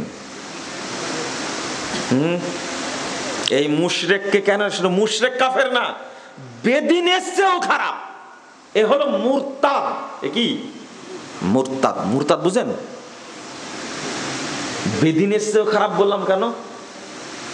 কারণ বেদিন কাফের, মুশরিক, ওকে হত্যা করা ফরজ না। ফরজ কি? কিন্তু এই বেনামাজি হলো মুরতাদ। মুসলিম সরকারের উপরে দায়িত্ব হলো এই বেনামাজি কি করা? হত্যা করা। নামাজ পড়ে না, বাপ মায়ের কাজ হলো নামাজ পড়ে না, প্রশাসনের হাতে ধরাই দিবে, এ নামাজ পড়ে না, গ্রেফতার হবে। ও বুঝাবে, নামাজ না পড়লে ফাঁসি দিয়ে দিবে, হত্যা করবে। এটা হলো মাসালা। এখন সেই মাসালা আপনি পরিবর্তন করে করলেন কি? মা একদিনও নামাজ পড়েনি, মা একদিনও নামাজ পড়েনি, আর সেই মাকে আপনি গোসল করা, কাফন পরা নিয়ে আসছেন জানাজা করার জন্য, মুসল্লিদের ধোঁকা দিলেন আপনি। আচ্ছা, পানি দ্বারা যে গোসল করালেন, এই পানির হিসাব দিতে পারবেন আপনি? কার উপরে ঢাললেন? আচ্ছা, ওকে যদি 1 কোটি বার গোসল করানো, পবিত্র হবে? কারণ কি? সে মুরতাদ, সে কাফের, ও মুশরিক, ওকে কাফন পরানো যাবে না। কাফন কিনলেন কার টাকায়? ও মরার পরে ওর আর কিছু আছে? হ্যাঁ, কার টাকার কিনলেন? এই ওয়ারিসের টাকার কিনেছেন আপনি, হিসাব দিয়ে আপনি। আর ওর কবর গোরস্থানে হলো কি করে? বুঝেননি মনে কথা, তাই না? গোরস্থানে মাটি দেওয়া যাবে না তো, কারণ আমরা দোয়া করব তার জন্য। কি? আসসালামু আলা আহলিদ দিয়ার মিনাল মুমিনিনা ওয়াল মুসলিমিন। ও কি মুমিন না মুসলিম? কোনোটাই না। এই জন্য বেনামাজির কবর হবে না, পুঁততে হবে। পুঁতা বোঝেন তো? হ্যাঁ, শোনেন, যেহেতু ও কুকুর, শিয়াল, শুয়োর, বানরের চেয়েও খারাপ। আল্লাহ বলছেন কি, ওর সব বুদ্ধি ছিল, সব জ্ঞান ছিল। ছোট ভাই ফজরের টাইমে ডাকছে, দরজায় থাপা দিছে, বড় ভাই উঠো, আজান হয়েছে, ফজরে যাই, সালাত পড়তে যাই। ও ঘরের দরজা খুলে বলছে, এই ঘুমের ডিস্টার্ব করিস কেন? তোর নামাজ তুই পড়ে গা, আমার কবরে তুই যাবি? কত বড় শয়তান, আপনি চিন্তা করেন। ওকে বুদ্ধিমান না? ও জবাবটা কি দিল? ছোট ভাই মরা পর্যন্ত আর যাবে না, ওর কাছে যাবে? জবাবটা কি দিছে? তোর কবরে তুই যাবি, তোর নামাজ তুই পড়, আমার কবরে কি তুই যাবি? আবার বলবে কি জানেন, তুই নামাজ পড়ে কি করবি? আমি নামাজ না পড়লে ইমান ঠিক আছে। বলবে না জুতাও ঠিক আছে। বেয়াদব নামাজকে কটাক্ষ করেছে, সে নামাজকে সে তুচ্ছ-তাচ্ছিল্য করেছে, ও ডবল কাফের। বুঝেননি কথা? তো ওকে মাটি দিতে হবে মুসলমানদের গোরস্থানে। কি করবেন? কুকুর মারা গেলে কি করেন? হ্যাঁ, বলে না উত্তর। কুকুর মারা গেলে কি করেন সেটা বলে নাকি? ঠ্যাঙ্গর দড়ি লাগায়। এইটা কে বললো কথাটা? হাত তুলেন। এই যে রাইট বলেছে। আগে ঠ্যাঙ্গে কি বাঁধেন? দড়ি বাঁধেন। শেষ লাইনে মাটি দেন না? এ কুকুরের চেয়েও খারাপ। ওর এরকম উচিত ওই ঝাড়ে নিয়ে যায় পুঁতে দিয়ে আসবেন। কথা বুঝতে পারলেন? কোথায় পুঁতে দেবেন? ঝাড়ে নিয়ে যায়। বেনামাজির ক্ষেত্রে কোনো আপোষ নাই। ইমাম ইবনে উসাইমিন রাহিমাহুল্লাহ, তার একটা সালাতের বই আছে, পড়ে দেখবেন আপনি। ওই দূরে মাটি দিতে হবে, কবরের চিহ্ন রাখা যাবে না। কারণ কোন মুসলমান গিয়ে বলবে কি আসসালামু আলা আহলি দিয়ারে মিনাল মুমিনিন, বলবে না? এই জন্য কবরের চিহ্ন রাখা যাবে না। কথা কি বুঝলেন? বলেন, আর জীবনে নামাজ ছাড়বেন? হাত তুলেন, ওয়াদা করেন আল্লাহর কাছে। পড়েন, একটা দোয়া পড়েন, রব্বি জাল্লি মুকিমাস সালাতি ওয়া মিন যুররিয়াতি রব্বানা ওয়া তাকাব্বাল দুআ। আপনার এই দোয়াটা বেশি বেশি পড়ে। সূরা ইব্রাহিম 40 নম্বর আয়াত। সূরা ইব্রাহিম 40 নম্বর আয়াত 3-4 বার 10 বার পড়তে পড়তে মুখস্থ হয়ে যাবে। সেজদায় পড়বেন, উঠতে বসতে পড়তে থাকবেন। নিজে তো সালাতে থাকবেনই থাকবেন, আপনার পরিবারে ইনশাআল্লাহ কোনো বেনামাজি থাকবে না। পরিবারে যারা এখানে আছেন, আল্লাহ সাক্ষী থাকলো, এই সামিয়ানা, ফ্যান, লাইট, এগুলো সব সাক্ষী থাকলো। বুঝতে পারলেন? যে আমরা ওয়াদা করি তোমার কাছে আর কোনোদিন সালাত বাদ দেব না। আপনার সালাত ছুটে গেছে কোনো কারণে, ঘুমাচ্ছিলেন, উঠতে পারেননি, অসুস্থ ছিলেন, সাথে সাথে আবার পড়ে নেবেন।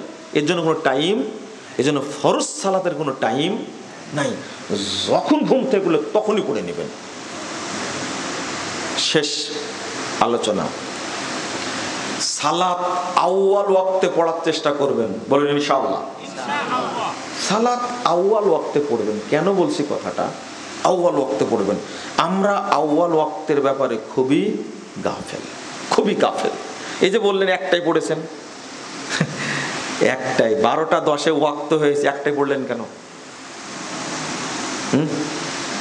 আমার প্রশ্ন, আসর কাটায় পড়েছেন বলেন তো? 4টায়। আসর 4টায় পড়েছেন, মোটামুটি ঠিক আছে। তাও 25 মিনিট পরে পড়েছেন। কয় মিনিট পরে? 25 মিনিট পরে পড়েছেন, কিন্তু তাও দেরি হয়ে গেছে। আমি আপনাকে একটা মূলনীতি দিই, ওয়াক্ত শুরু হওয়ার পরে 20 মিনিট 15 মিনিটের মধ্যে সালাত পড়ে নেবেন। আপনারা আসরে বিরতি দেন কয় মিনিট? 15 মিনিট।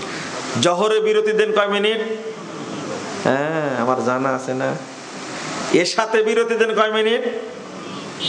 আচ্ছা, ওটা ওয়াক্ত মোতাবেক আজান দিলে আর 15 মিনিটের মধ্যে সালাত পড়লে কোনো সমস্যা? মসজিদের কমিটি সমস্যা না মুসল্লিরা সমস্যা? যারা 5 ওয়াক্ত সালাতে আসতে চায় এদের কোনো সমস্যা হওয়ার কথা না, কিন্তু ফজিলত যে এত বেশি। আল্লাহ বলছেন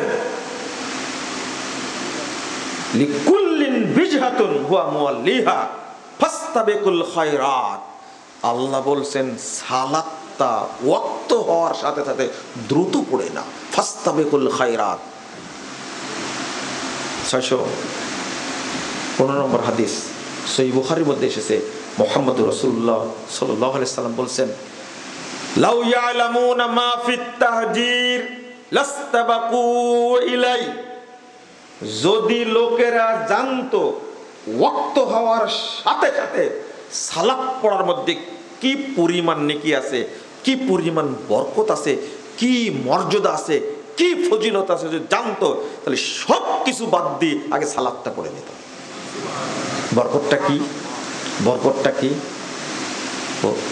আউয়াল ওয়াক্তে সালাত আদায় করলে আল্লাহ বলছেন আল্লাহ তাদেরকে জান্নাতুল ফেরদাউসে জায়গা করে দিবেন।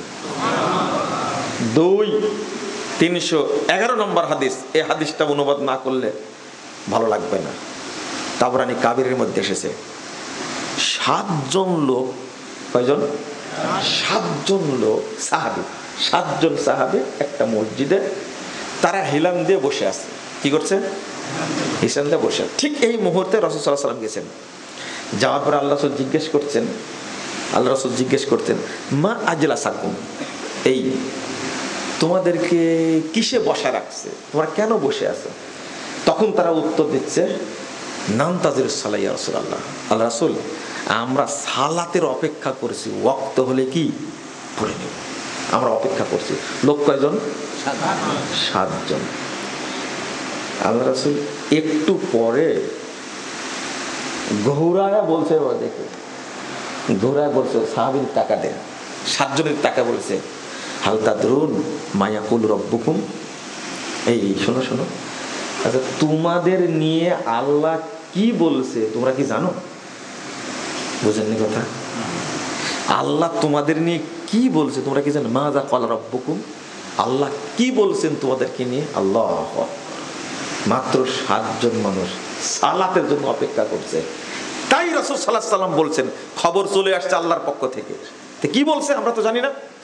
রাসূল সাল্লাল্লাহু আলাইহি ওয়াসাল্লাম বলছেন ক্বালা আল্লাহু তাআলা, আল্লাহ তাআলা বলছেন মান সাল্লাস সালাতা লিওয়াক্তিহা ওয়া হাফাজা আলাইহা, যে ব্যক্তি আউয়াল ওয়াক্তে সালাত আদায় করবে, ইন্না লি আলাইয়া আহাদুন, তার জন্য আমার কাছে একটা অঙ্গীকার আছে, প্রতিজ্ঞা আছে, আন উদখিলাহুল জান্নাহ, আমি ওই ব্যক্তিকে জান্নাত দান করব।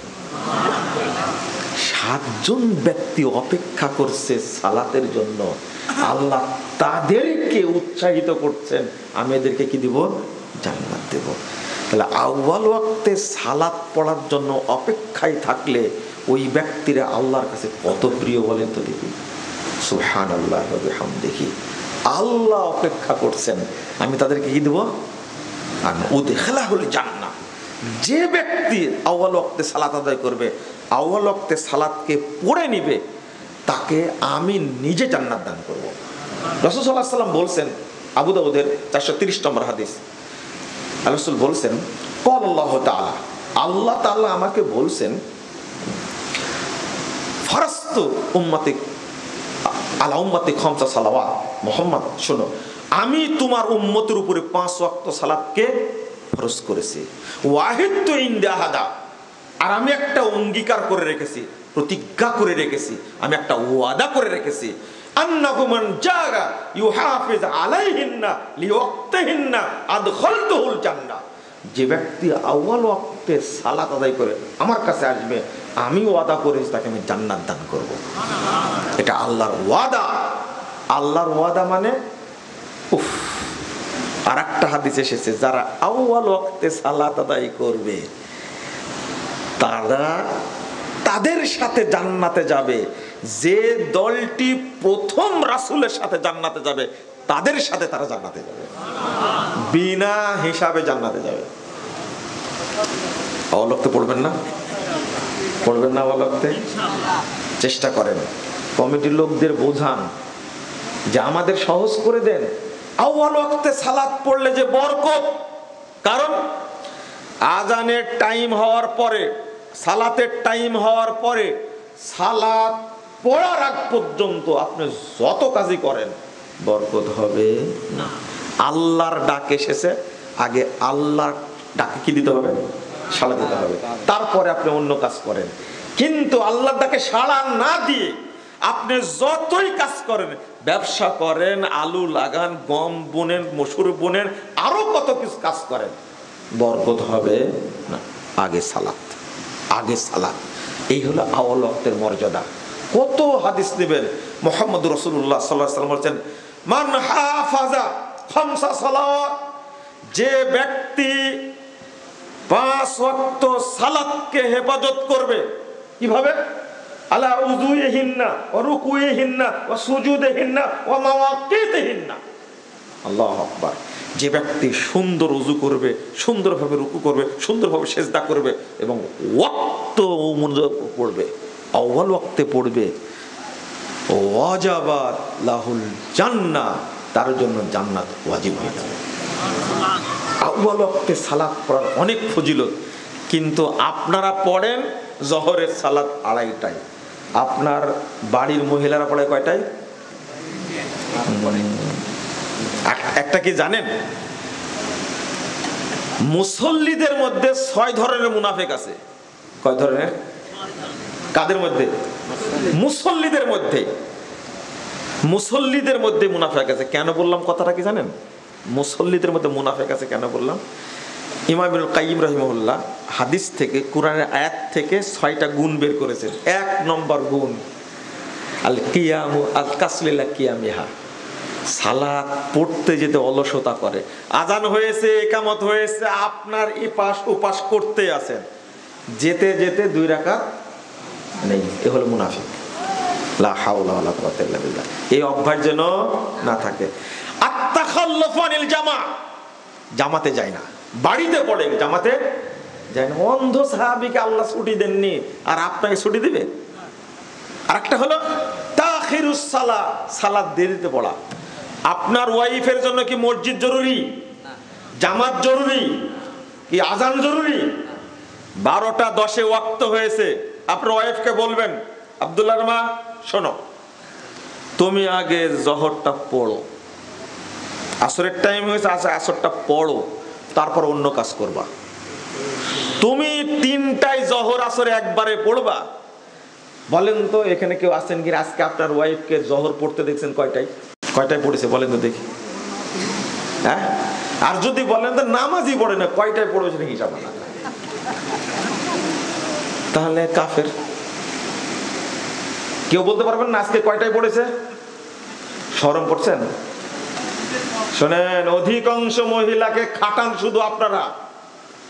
নামাজ পড়ে 2:30টায় 3টায়, অধিকাংশ মহিলা জোহর আসরে একবারে 2 মেরে দেয়। তাই করে না?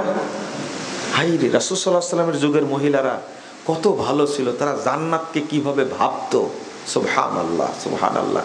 আর আমার দেশের মহিলারা এতই অলস জাতি, একটা এতই অলস, শুধু ওরা স্বামীর সাথে ঝগড়া করাই বুঝে, অন্য চিন্তা করে না। সালাতটা ঠিক মতো পড়বেন আপনি। ফরজ সালাত এটা আমি আগেই বলে দিছি, ফরজ সালাতের পরে আর ওর কোনো দায়িত্ব নাই। দায়িত্ব কি? যতই বলুক না, তোমার সন্তান দেখতে হয়, আমাকে 3 বেলা আমাকে রান্না করতে হয়। কে বলেছে রান্না করতে আপনাকে? আপনি কাজের লোক রাখেন, রান্না করে দিবে। আপনার থালি মাজতে কে বলেছে? কাপড় ঘাসতে কে বলেছে আপনাকে?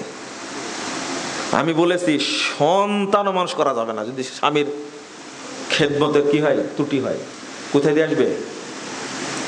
ও, আপনি চেষ্টা করুন 5 ওয়াক্ত সালাত আপনি আউয়াল ওয়াক্তে পড়বেন, ইনশাআল্লাহ পরিবারের সমস্ত সমস্যা দূর হয়ে যাবে ইনশাআল্লাহ। আল্লাহ তুমি আমাদেরকে তৌফিক দান করো, আমিন। আমরা সালাত ছেড়বো না তো ইনশাআল্লাহ? আবার বলে দিলাম, মনে করে দিলাম, সালাত যেন ছুটে না যায়। এই সালাতের উপরেই আলোচনাটা শেষ করলাম। যেটা আলোচনা শুরু করতে চেয়েছিলাম পারলাম না, অনেক কথা বলে ফেলেছি। জাযাকুমুল্লাহ খায়রান ওয়া বারাকাল্লাহু ফিকুম। মানুষ 5 ওয়াক্ত সালাত পড়ে আবার পাপের সাথে জড়িত আছে। ইন্না লিল্লাহি ওয়া ইন্না ইলাইহি রাজিউন। শোনেন, তওবা করবেন বেশি বেশি। কি করবেন? তওবা করবেন। মুশকিল কি জানেন?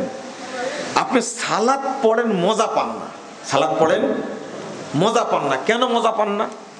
একজন ব্যক্তি বলেছে, কিভাবে সালাত পড়বো? সেজদা দিলে ফ্যাক্টরির কথা মনে আসে, ইটের কথা, খাম্বার কথা, ঋণের কথা, ওই ব্যাংকে এত টাকা, ওই ব্যাংকে এত টাকা। তো আমি তো বুঝতেই পারি না সালাত কখন পার হয়ে যায়। কি কারণে বলেন তো দেখি? ও সালাত পড়ে কিন্তু সালাত বুঝে। ও যে বলছে সুবহানাকাল্লাহুম্মা ওয়া বিহামদিকা আল্লাহুম্মা গফিরলি, ও যে বলছে যে সুবহানাকাল্লাহুম্মা রব্বানা ওয়া বিহামদিকা আল্লাহুম্মা গফিরলি, এটা যে কত ভারী জিনিস বলছে, ও কি বুঝে? বুঝে না। আল্লাহুম্মা ইন্নী যালামতু নাফসি যুলমান কাসীরান ওয়া লা ইয়াগফিরুয যুনুবা ইল্লা আনতা। হে আল্লাহ, আমি আমার আত্মার উপরে, নিজের উপরে অনেক জুলুম করেছি। ওয়া লা ইয়াগফিরুয যুনুবা ইল্লা আনতা, আর পাপ তুমি ছাড়া আর কেউ ক্ষমা করতে পারবে না। ফাগফিরলি মাগফিরাতাম মিন ইনদিক। কত সুন্দর সুন্দর কথা, ও তো বুঝেই না।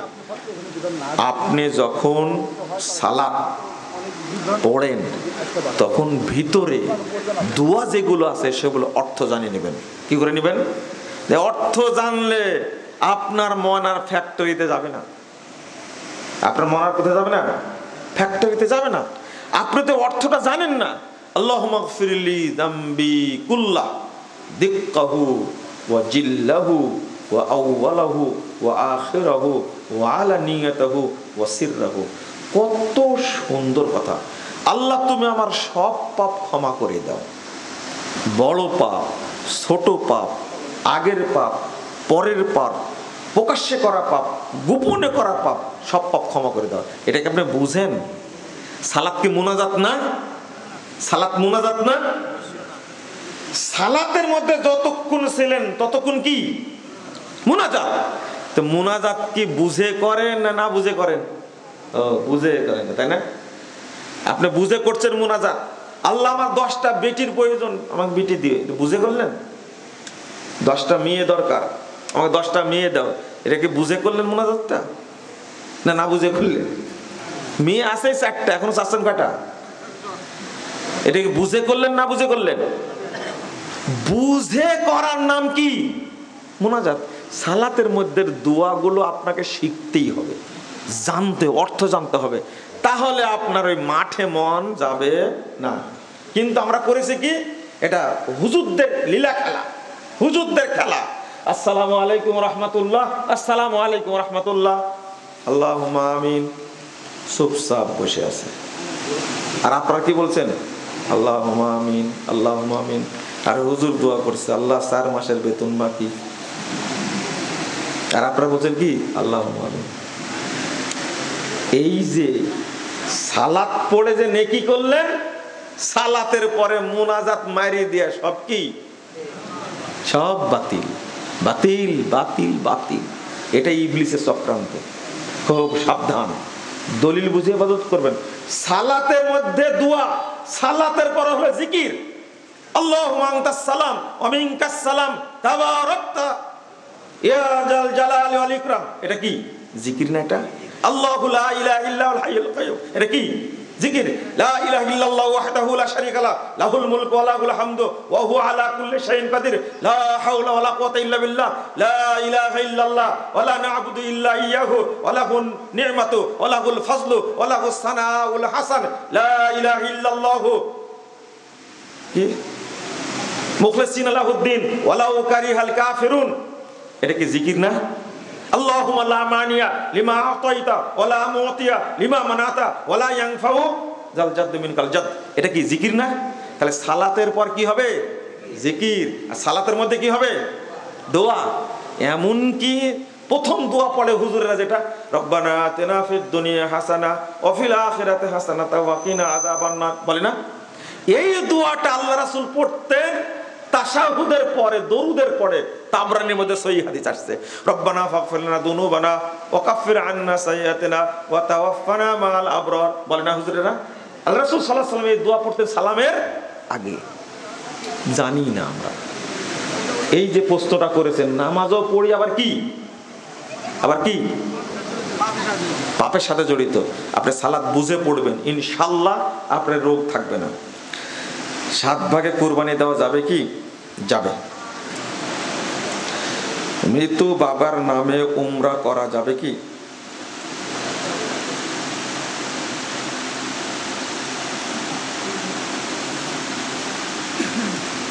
এরপরে কয়েকটা কথা লিখছেন, এত পড়া যাবে না। যে মৃত বাবার নামে উমরা করা যাবে, কোন আলেম মতনৈক্য করতে পারে। সেই ক্ষেত্রে কি করবেন আপনারা? মনে করেন বলছে বিসমিল্লাহির রহমানির রহিম, এটা সূরা ফাতিহার আয়াত না, একজন বা দুইজন বলছে। আর হাদিসেও আছে, বিজ্ঞ উলামায়ে কেরাম সবই বলছেন কি বিসমিল্লাহ সূরা ফাতিহার কি আয়াত। দেখেন এখানে অংশ নাই, এখানে বিসমিল্লাহ এক আয়াত করা নাই কিন্তু, হ্যাঁ কিচ্ছু নাই, এক আয়াত করা আছে আলহামদুলিল্লাহ রাব্বিল আলামিন। আমরা করে দিছি বিসমিল্লাহির রহমানির রহিম একটা আয়াত। সৌদি আরবের নুসখা দেখেন, বিসমিল্লাহ কি আয়াত একটা। তখন আপনি কোনটা গ্রহণ করবেন? কোনটা? একজনের ইখতিলাফে যায় আসে না। এটা মৃত বাবার নামে উমরা করা যাবে, সমস্যা নেই।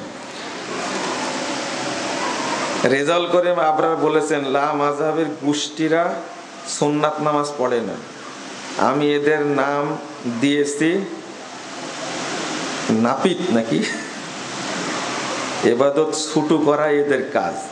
এ ব্যাপারে আপনার মন্তব্য কি? রেজাউল করিম আবরার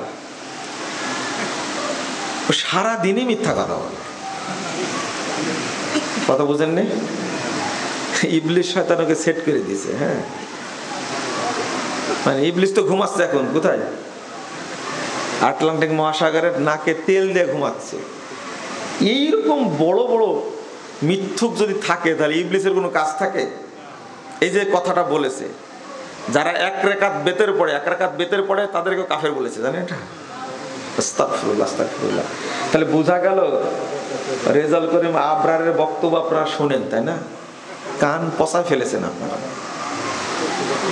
কান পচায় ফেলেছেন। খুব সাবধান, খুব সাবধান। সুন্নাত পড়ে না লা মাযহাবি বলে গালি দিছে। লা মাযহাবি না গালি, কিন্তু আমরা যে মাযহাব মানি সেই মাযহাব হলো মুহাম্মদুর রাসূলুল্লাহ সাল্লাল্লাহু আলাইহি ওয়াসাল্লাম মাযহাব। আর রেজাউল করিম যে মাযহাব মানে এটা হলো জাল মাযহাব। এর কোনো অস্তিত্ব নাই। বলে যে আমরা আবু হানিফার মাযহাব মানি, মিথ্যা কথা। ইমাম আবু হানিফার অনুসারী তারাই যারা ইমাম আবু হানিফার আকীদা এবং আমলে বিশ্বাসী, তাই না? ভুয়া এই মাযহাবটা চলছে, এটা হলো ভুয়া, জাল মাযহাব। আমি বলবো প্রথমত রেজাউল করিম আবরারকে আল্লাহ যেন তাকে হেদায়েত দান করে, আল্লাহর ভয় যেন তার ভিতরে ঢুকে। যেভাবে গালিগালাজ করে, আমরা তো হানেফি উলামায়ে কেরামের বই পুস্তক পড়ি, তাদের নাম নিলে রহিমাহুল্লাহ পড়ি, আল্লামা আনোয়ার শাহ কাশ্মীরি কথাগুলো বলে এইভাবে। কিন্তু এর মুখটা এত খারাপ, আলেম উলামার নাম বললে এত নোংরা ভাষায় গালি দেয়। ইমাম ইবনে বাসকে গালি দেয়, ইমাম ইবনে তাইমিয়াকে গালি দেয়, ইমাম আলবানীকে গালি দেয়, ইমাম শেখ মুহাম্মদ বিন সালেহ আল উসাইমিনকে গালি দেয়। নাউযুবিল্লাহ, আস্তাগফিরুল্লাহ। আল্লাহ যেন হেদায়েত দান করে। উপদেষ্টা ফারুকী বলেছে 5 ওয়াক্ত নামাজ যেমন ফরজ, পহেলা বৈশাখ পালন করা ফরজ। এক শয়তান একটা যদি এই কথা বলে থাকে, হ্যাঁ, এই কিন্তু এবার ঈদে পহেলা বৈশাখের মতো মূর্তি পূজা শেখাতে মুসল্লিদেরকে। বাংলাদেশের মানুষ, আপনারা যে খারাপের খারাপ, আপনারা যে নির্লজ্জ বেহায়া একটা। ঈদের সালাত পড়তে গিয়ে আপনি মূর্তি বানালেন কেন? হ্যাঁ, আচ্ছা, আপনার মতো নিম্ন শ্রেণীর মূর্খ বানরও এত মূর্খ না যত মূর্খ আপনি, শুয়োরও এত মূর্খ না। আপনি মাথায় টুপি দেয়া ঈদ মিছিল বের করলেন কেন? এই ফারুকি, এই শয়তান, এই বদমাশের কথা আপনি প্রতারিত হলেন কেন? আর উপদেষ্টা পরিষদটাকে নষ্ট করেছে। উপদেষ্টা পরিষদে যে কে নিয়ে আসছে, আমার 10-12 বছর আগের বক্তব্য আছে, এ হলে ইবলিস একটা। এই ইসলামী সংস্কৃতিকে ধ্বংস করার জন্য বহু আগে মাঠে নেমেছে একটা টাটকা ভারতীয় দালাল নাস্তিক একটা, এই ফারুকি। আমি বহু আগে বলেছি, দেখেন আমার বক্তব্য খুঁজে দেখেন কখন বলেছে। এর যত চরিত্র আছে সবচেয়ে খারাপ, নাটক বলেন, সিনেমা বলেন, উপন্যাস বলেন, সবগুলো খারাপ চরিত্রের মানুষের ওর মাথায় টুপি দিয়েছে, খোঁচা খোঁচা দাঁড়ি দিয়েছে, দিয়ে ইসলামী সংস্কৃতিকে প্রশ্নবিদ্ধ করতে চেয়েছে। বর্তমান প্রজন্ম যেন দেখেই মনে করে এ হলো জঙ্গি। দাঁড়িয়ালা টুপিওয়ালা মানুষ দেখলে যেন মনে করে কি জিএমবি, এরা জঙ্গি, এদেরকে দেখলে যেন ভয় পায়। এই কাজটাই এই শয়তানটা করে যাচ্ছে। আর একে বানাইছে উপদেষ্টা। একে উপদেষ্টা বানানোর কারণে উপদেষ্টা পরিষদের উপরে গজব নাজিল হবে ইনশাআল্লাহ। ওকে তাড়াতাড়ি ছাঁটাই করা লাগবে। আরো কেউ আছে, কিন্তু একে আগে ছাঁটাই করা লাগবে।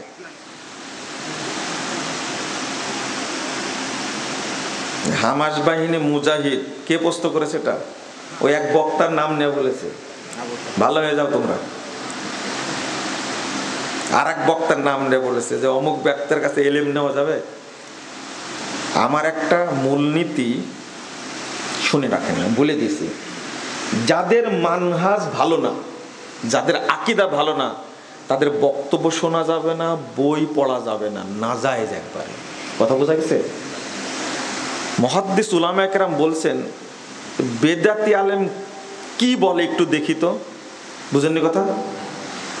কি বলে একটু দেখি তো, কি বলে দেখি তো। এই ক্লিক করা মাত্রই, টাচ করা মাত্রই জেনা করার চেয়ে বড় অপরাধ হবে। জেনা করা হালকা পাপ, কিন্তু কি বলে দেখি তো এইটা টাচ করলে শোনার আগে জেনা করার চেয়ে বড় পাপ হবে। তারপরে নোংরা কাজ করতে যাবে না। আজমাল আইম্মাতুল মুজতাহিদুন, মুজতাহিদ ইমামগণ এ ব্যাপারে একমত, জেনা হালকা পাপ। ভারী পাপ হলো কি বলে দেখি, আমল করেন পরের কথা, কি বলে দেখি জিজ্ঞেস করাটাই বড় পাপ একটা। আপনারা তো শুনবেন না আমার কথা। এই সমস্ত ভাইরাস বক্তার বক্তব্য শুনতে আপনাদের ভালোই লাগে, তাই না? হাসায়, কান্নায়। ডক্টর ইউনূস যেভাবে সরকার হয়েছে, এটা কি ইসলামী পদ্ধতি? চালাতে দেন 5 বছর, দেখেন তারপরে দেখেন কি হয়। হ্যাঁ, কামড় ধরছে, কামড় ধরছে, তাই না? আমি তো বহু আগে বলেছি। শুনেন, বাংলাদেশের যে অবস্থা, এটা হলো ইসলামিক কাঠামোর মতো। উপদেষ্টা আরো নিয়োগ করেন, আরো কি নিয়োগ করেন উপদেষ্টা। মনে করেন যদি বিএনপির মির্জা ফখরুল ইসলাম সাহেব কোনো বিষয়ে অভিজ্ঞ থাকে, আপনি তাকে একটা দায়িত্ব দিন। বা আরো কোনো যোগ্য লোক যদি থাকে, হিন্দু যদি থাকে, খ্রিস্টানও যদি থাকে, যোগ্য হয়, তাকে উপদেষ্টা নিয়োগ দেন। 63 জন মন্ত্রী পরিষদ নিয়ে চালাইছে না? এখন আপনি সেই কাজ করেন। এখন আপনি কি সেই কাজ করেন যে আমরা আরো উপদেষ্টা নিয়োগ দিলাম, দেশটা আরো 5 বছর চালাবো। দেশের জনগণ ভালো থাকে কিনা দেখেন। কিন্তু যদি চালাতে না পারেন, তাহলে কি করতে হবে? ছেড়ে দিতে হবে। কিন্তু এখন পর্যন্ত মনে হয় কি ভালো আছে নাকি? কি আছে? ভালো আছে? আচ্ছা, তো ইসলামী সরকার কাকে বলে? ইসলামী সরকারের কাঠামোটা এইরকম। একজন যোগ্য ব্যক্তিকে কি করবে? নিয়োগ দিবেন। আর তার আন্ডারে একটা কি থাকবে? মন্ত্রী পরিষদ থাকবে। তিনি দায়িত্ব পালন করবেন। কথা বোঝা গেছে? তারা নিয়ে দায়িত্ব পালন করবে। কিন্তু এইটা কাঠামো, কিন্তু এর ভিত কি? ইসলাম না জাহিলিয়াত? এটা কি জাহিলিয়াত। 16 না 17 বছর তারা দায়িত্ব পালন করেছে, তারাও গণতন্ত্রের নামে করেছে, তাই না? আর এখন 1 বছরও হয়নি, তাকে নাম আনতে চাচ্ছেন কিসের নামে? গণতন্ত্রের নামে। আমাদের লজ্জা শরম কম আছে বুঝছেন, আবার ওই পিছনে ছুটবেন। কিন্তু সিরিয়া দেখেন, সিরিয়া কাকে বলে? সিরিয়া 53 বছর অপেক্ষা করেছে। কত বছর? 53 বছর অপেক্ষা করেছে। বাপ বেটা হাফেজ আল আসাদ, বাশার আল আসাদ, এই দুই শয়তান মুসলিমদেরকে হত্যা করেছে, হাজার হাজার আলেমকে হত্যা করেছে। কিন্তু সিরিয়ার মুসলিমরা এই শিয়া বাশারের সাথে আপোষ করেনি, ওইভাবেই ছিল। অবশেষে 53 বছর পরে আল্লাহ তাদেরকে বিজয় দান করেছেন, আলহামদুলিল্লাহ। বলুন, ফিলিস্তিনের ভাইয়েরা মার খাচ্ছে, আল্লাহু আকবার। কিভাবে যে মারছে তাদেরকে ইসরাইল। আপোষ করেছে না? আপোষ করেছে না। ওরা মরতে রাজি আছে, মা বাচ্চা দিতে আছে। উদ্দেশ্য ফিলিস্তিন একদিন স্বাধীন হবে, ইনশাআল্লাহ হবে।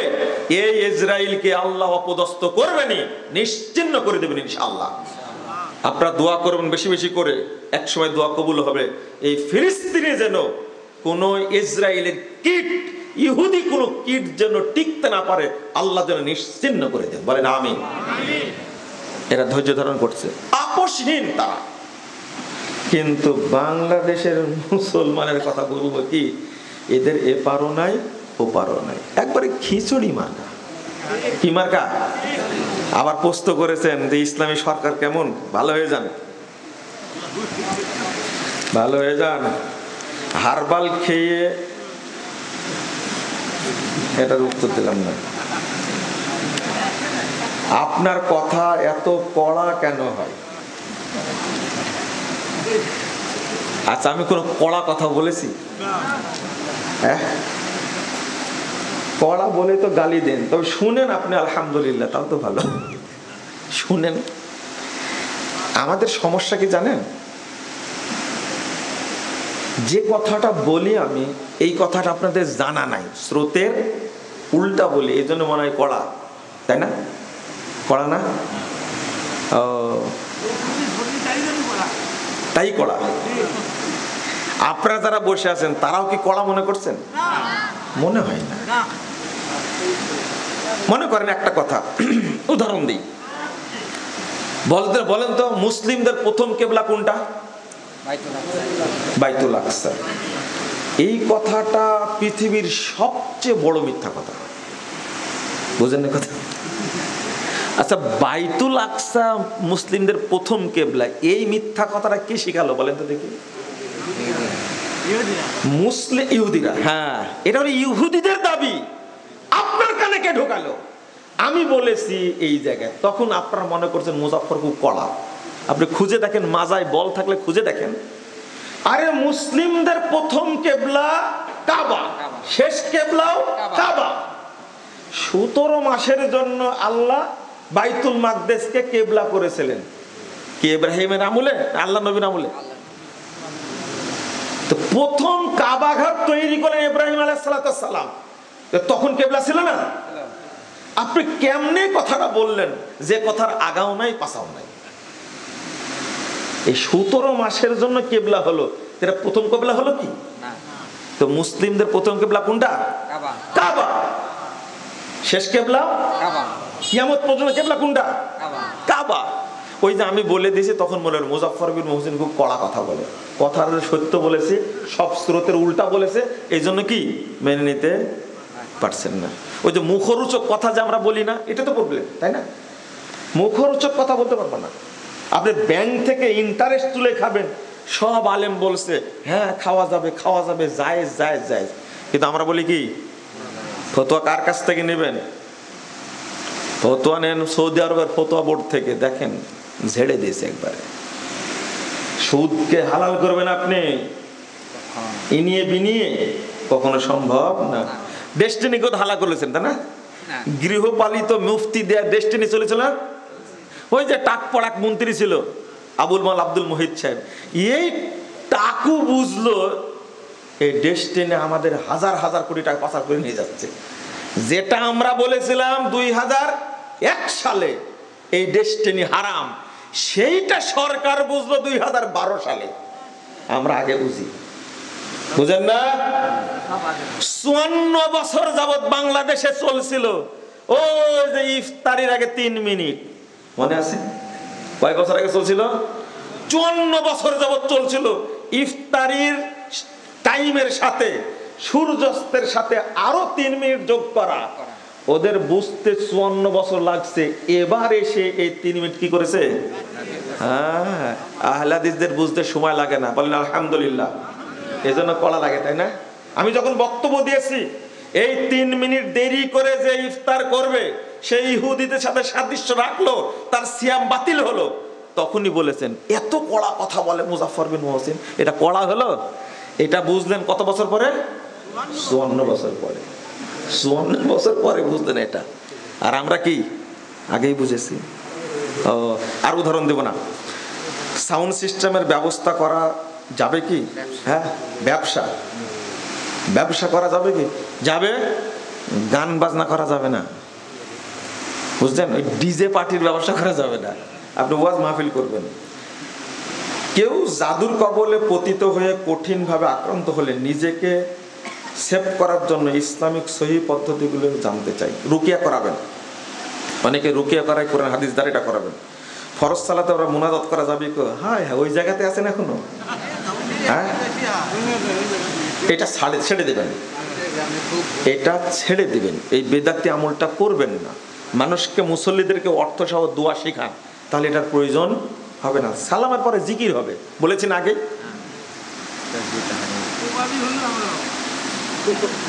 কুবাবে, তাই না? কোপ খান খেয়ে ফোন দিন। আমার বিয়ের বয়স 30 বছর বেশি। বিয়ের পর থেকে আমার পরকীয়া লিপ্ত আমার স্বামী। লা হাওলা ওয়ালা কুওয়াতা ইল্লা বিল্লাহ, ইন্না লিল্লাহি ওয়া ইন্না ইলাইহি রাজিউন। কি ফতোয়া দিব বোন আপনাকে? আপনার স্বামী না শুধু, এরকম হাজারো স্বামী লিপ্ত, কেউ জানে কেউ জানে না। সমাজটাই নষ্ট হয়ে গেছে এই ফেসবুকের কারণে আর মোবাইলের কারণে, তাই না? ইউটিউবের কারণে, ইন্টারনেটের কারণে পুরো পরিবেশটা নষ্ট হয়ে গেছে। কোনো পরহেজগার মানুষ ফেসবুক চালায় না, বুঝতে পারছেন? কোনো পরহেজগার মানুষের জন্য ফেসবুক না। যদি আপনার স্বামী না ছাড়ে তাহলে আপনি তাকে তালাক দিয়ে চলে যাবেন।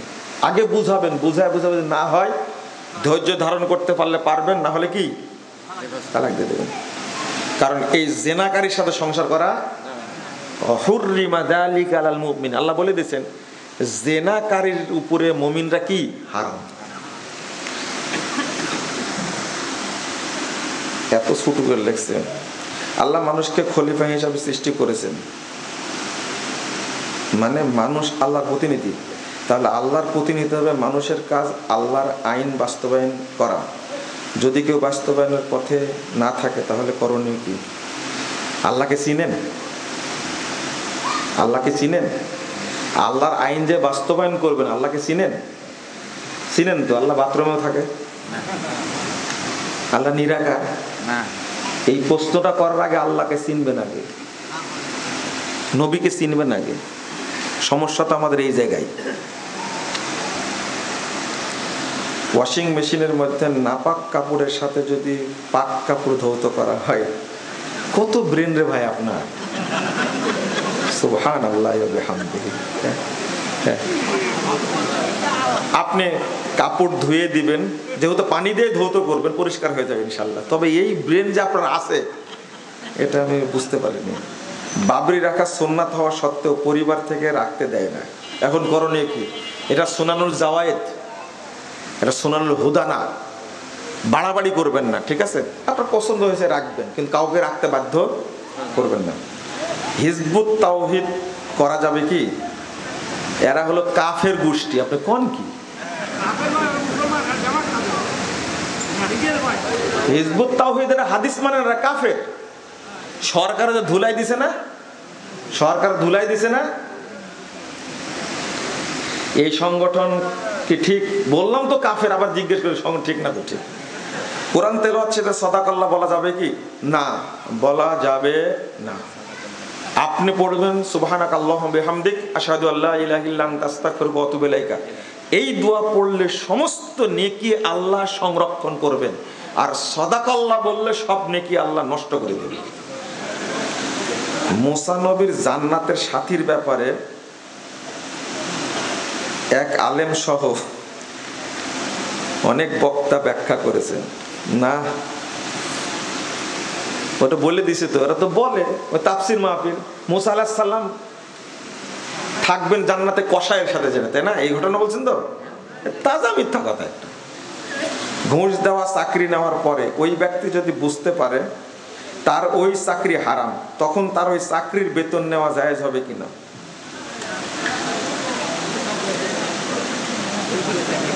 ঘুষ দেওয়া, আপনি এত দূর গেছেন কেন? ইনিয়ে বিনিয়ে ইনিয়ে বেড়ে গেছে,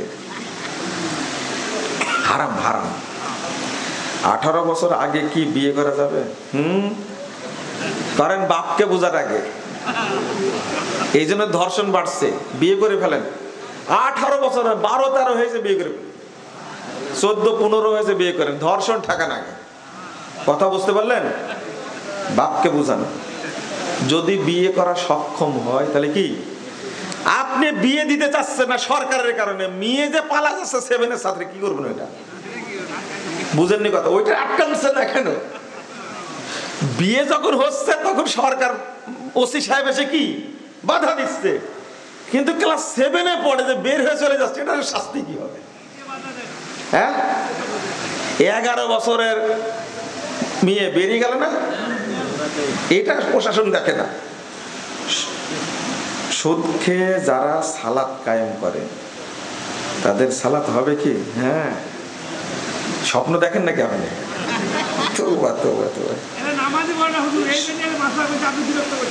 ও নামাজি পড়ে না, এরা নামাজি পড়ে না, ঠিক বলেছেন। ঈদের নামাজ মহিলাদেরকে ঈদগাহের মাঝে পড়তে হবে, যে ঈদগাহেতে নিয়ে যেতে হবে মহিলাদেরকে, ঈদগাহেতে। এমনকি ঋতুবতী মহিলা হলেও আল্লাহ রাসূল বলছেন তারা আলাদা জায়গায় থাকবে, ঈদ মাঠেই যাবে। ঈদের সালাত কিন্তু ফরজ, ঈদের সালাত কি ফরজ, আজ থেকে জেনে ঈদের সালাত কি ফরজ। মহিলাদেরকে ঈদ মাঠে যেতে ব্যবস্থা করবেন, ঈদ মাঠে। এগ্রিমেন্ট জমি নিয়ে চাষ করা, সেই টাকা দিয়ে হজ করতে যাওয়া, বলেন সেই টাকা দিয়ে বাজার করা, বলতে থাকেন। একটা বললেই তো হয়, জমি বন্ধক দিয়ে হজ করতে যাচ্ছেন, তাই না? কেমন এটা? বন্ধকের সিস্টেম হলো এটা, আপনি একজনের কাছে টাকা নিলেন আর জমি দিলেন, যতদিন টাকা ফেরত না দেবেন ততদিন খেতে থাকবে। এটা তো তাজা হারাম, একবারে টাটকা হারাম। লিজ নিবেন, কি নিবেন? লিজ। 3 বছরের চুক্তিতে লিজ নিলেন, বছরের শেষ আপনি জমি ফেরত পাবেন, টাকা ফেরত নাই। এটা কি? লিজ। এইটা হলো সুন্নাহ, ঠিক আছে? এটাই আগে চালু ছিল, সুদ খাতে পাচ্ছিলেন না তখন এই ব্যবস্থা করেছে, তাই না? এটা আবু জেহেলি ব্যবস্থা। যে ব্যক্তি রোজা নাই সেই ব্যক্তি যদি ইফতার দেয়, সেই ইফতার সিয়াম পালনকারী ব্যক্তি খেতে পারবে। কি জন্য সিয়াম রাখেনি ওটা বলেননি কেন? ওটা বলবেন, তারপরে উত্তর দেব। যুবক ছেলের স্বপ্নদোষ হলে কি ফরজ গোসল করতে হবে?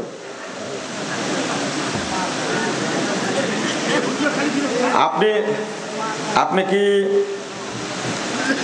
কিছু খায়াটা আসছেন নাকি? কি বলেন?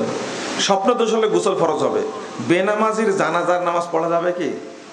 ওটা তো বলে দিছি, জানাজার নামাজ অনেক পরে, আগে কি গোসলই করানো যাবে না, কাফনই পরানো যাবে না। আমি চাকরি পরীক্ষায় পাশ করেছি, কিন্তু ভাইভাতে আমার কাছ থেকে টাকা চাই। আপনার যোগ্যতা থাকলে টাকা দিয়ে চাকরি নেবেন, এটা জুলুম, আর ওদের জন্য ঘুষ। ওটা কিয়ামতের মাঠে ফেরত পাবেন ইনশাল্লাহ। আমার বয়স 25 বছর, আমার চুল সাদা হয়ে গেছে, আমি কি কালা রং করতে পারবো? সাদা হয়ে গেছে, নেকি বেশি হবে, কালো করা যাবে না। রোজা থাকা অবস্থায় দিনের বেলা ঘুমালে যদি স্বপ্নদোষ হয় তাহলে রোজা হবে কি? হবে, কোনো সমস্যা নেই। হাদিস আছে ইবাদত কবুল হওয়ার পূর্ব শর্ত হালাল রুজি।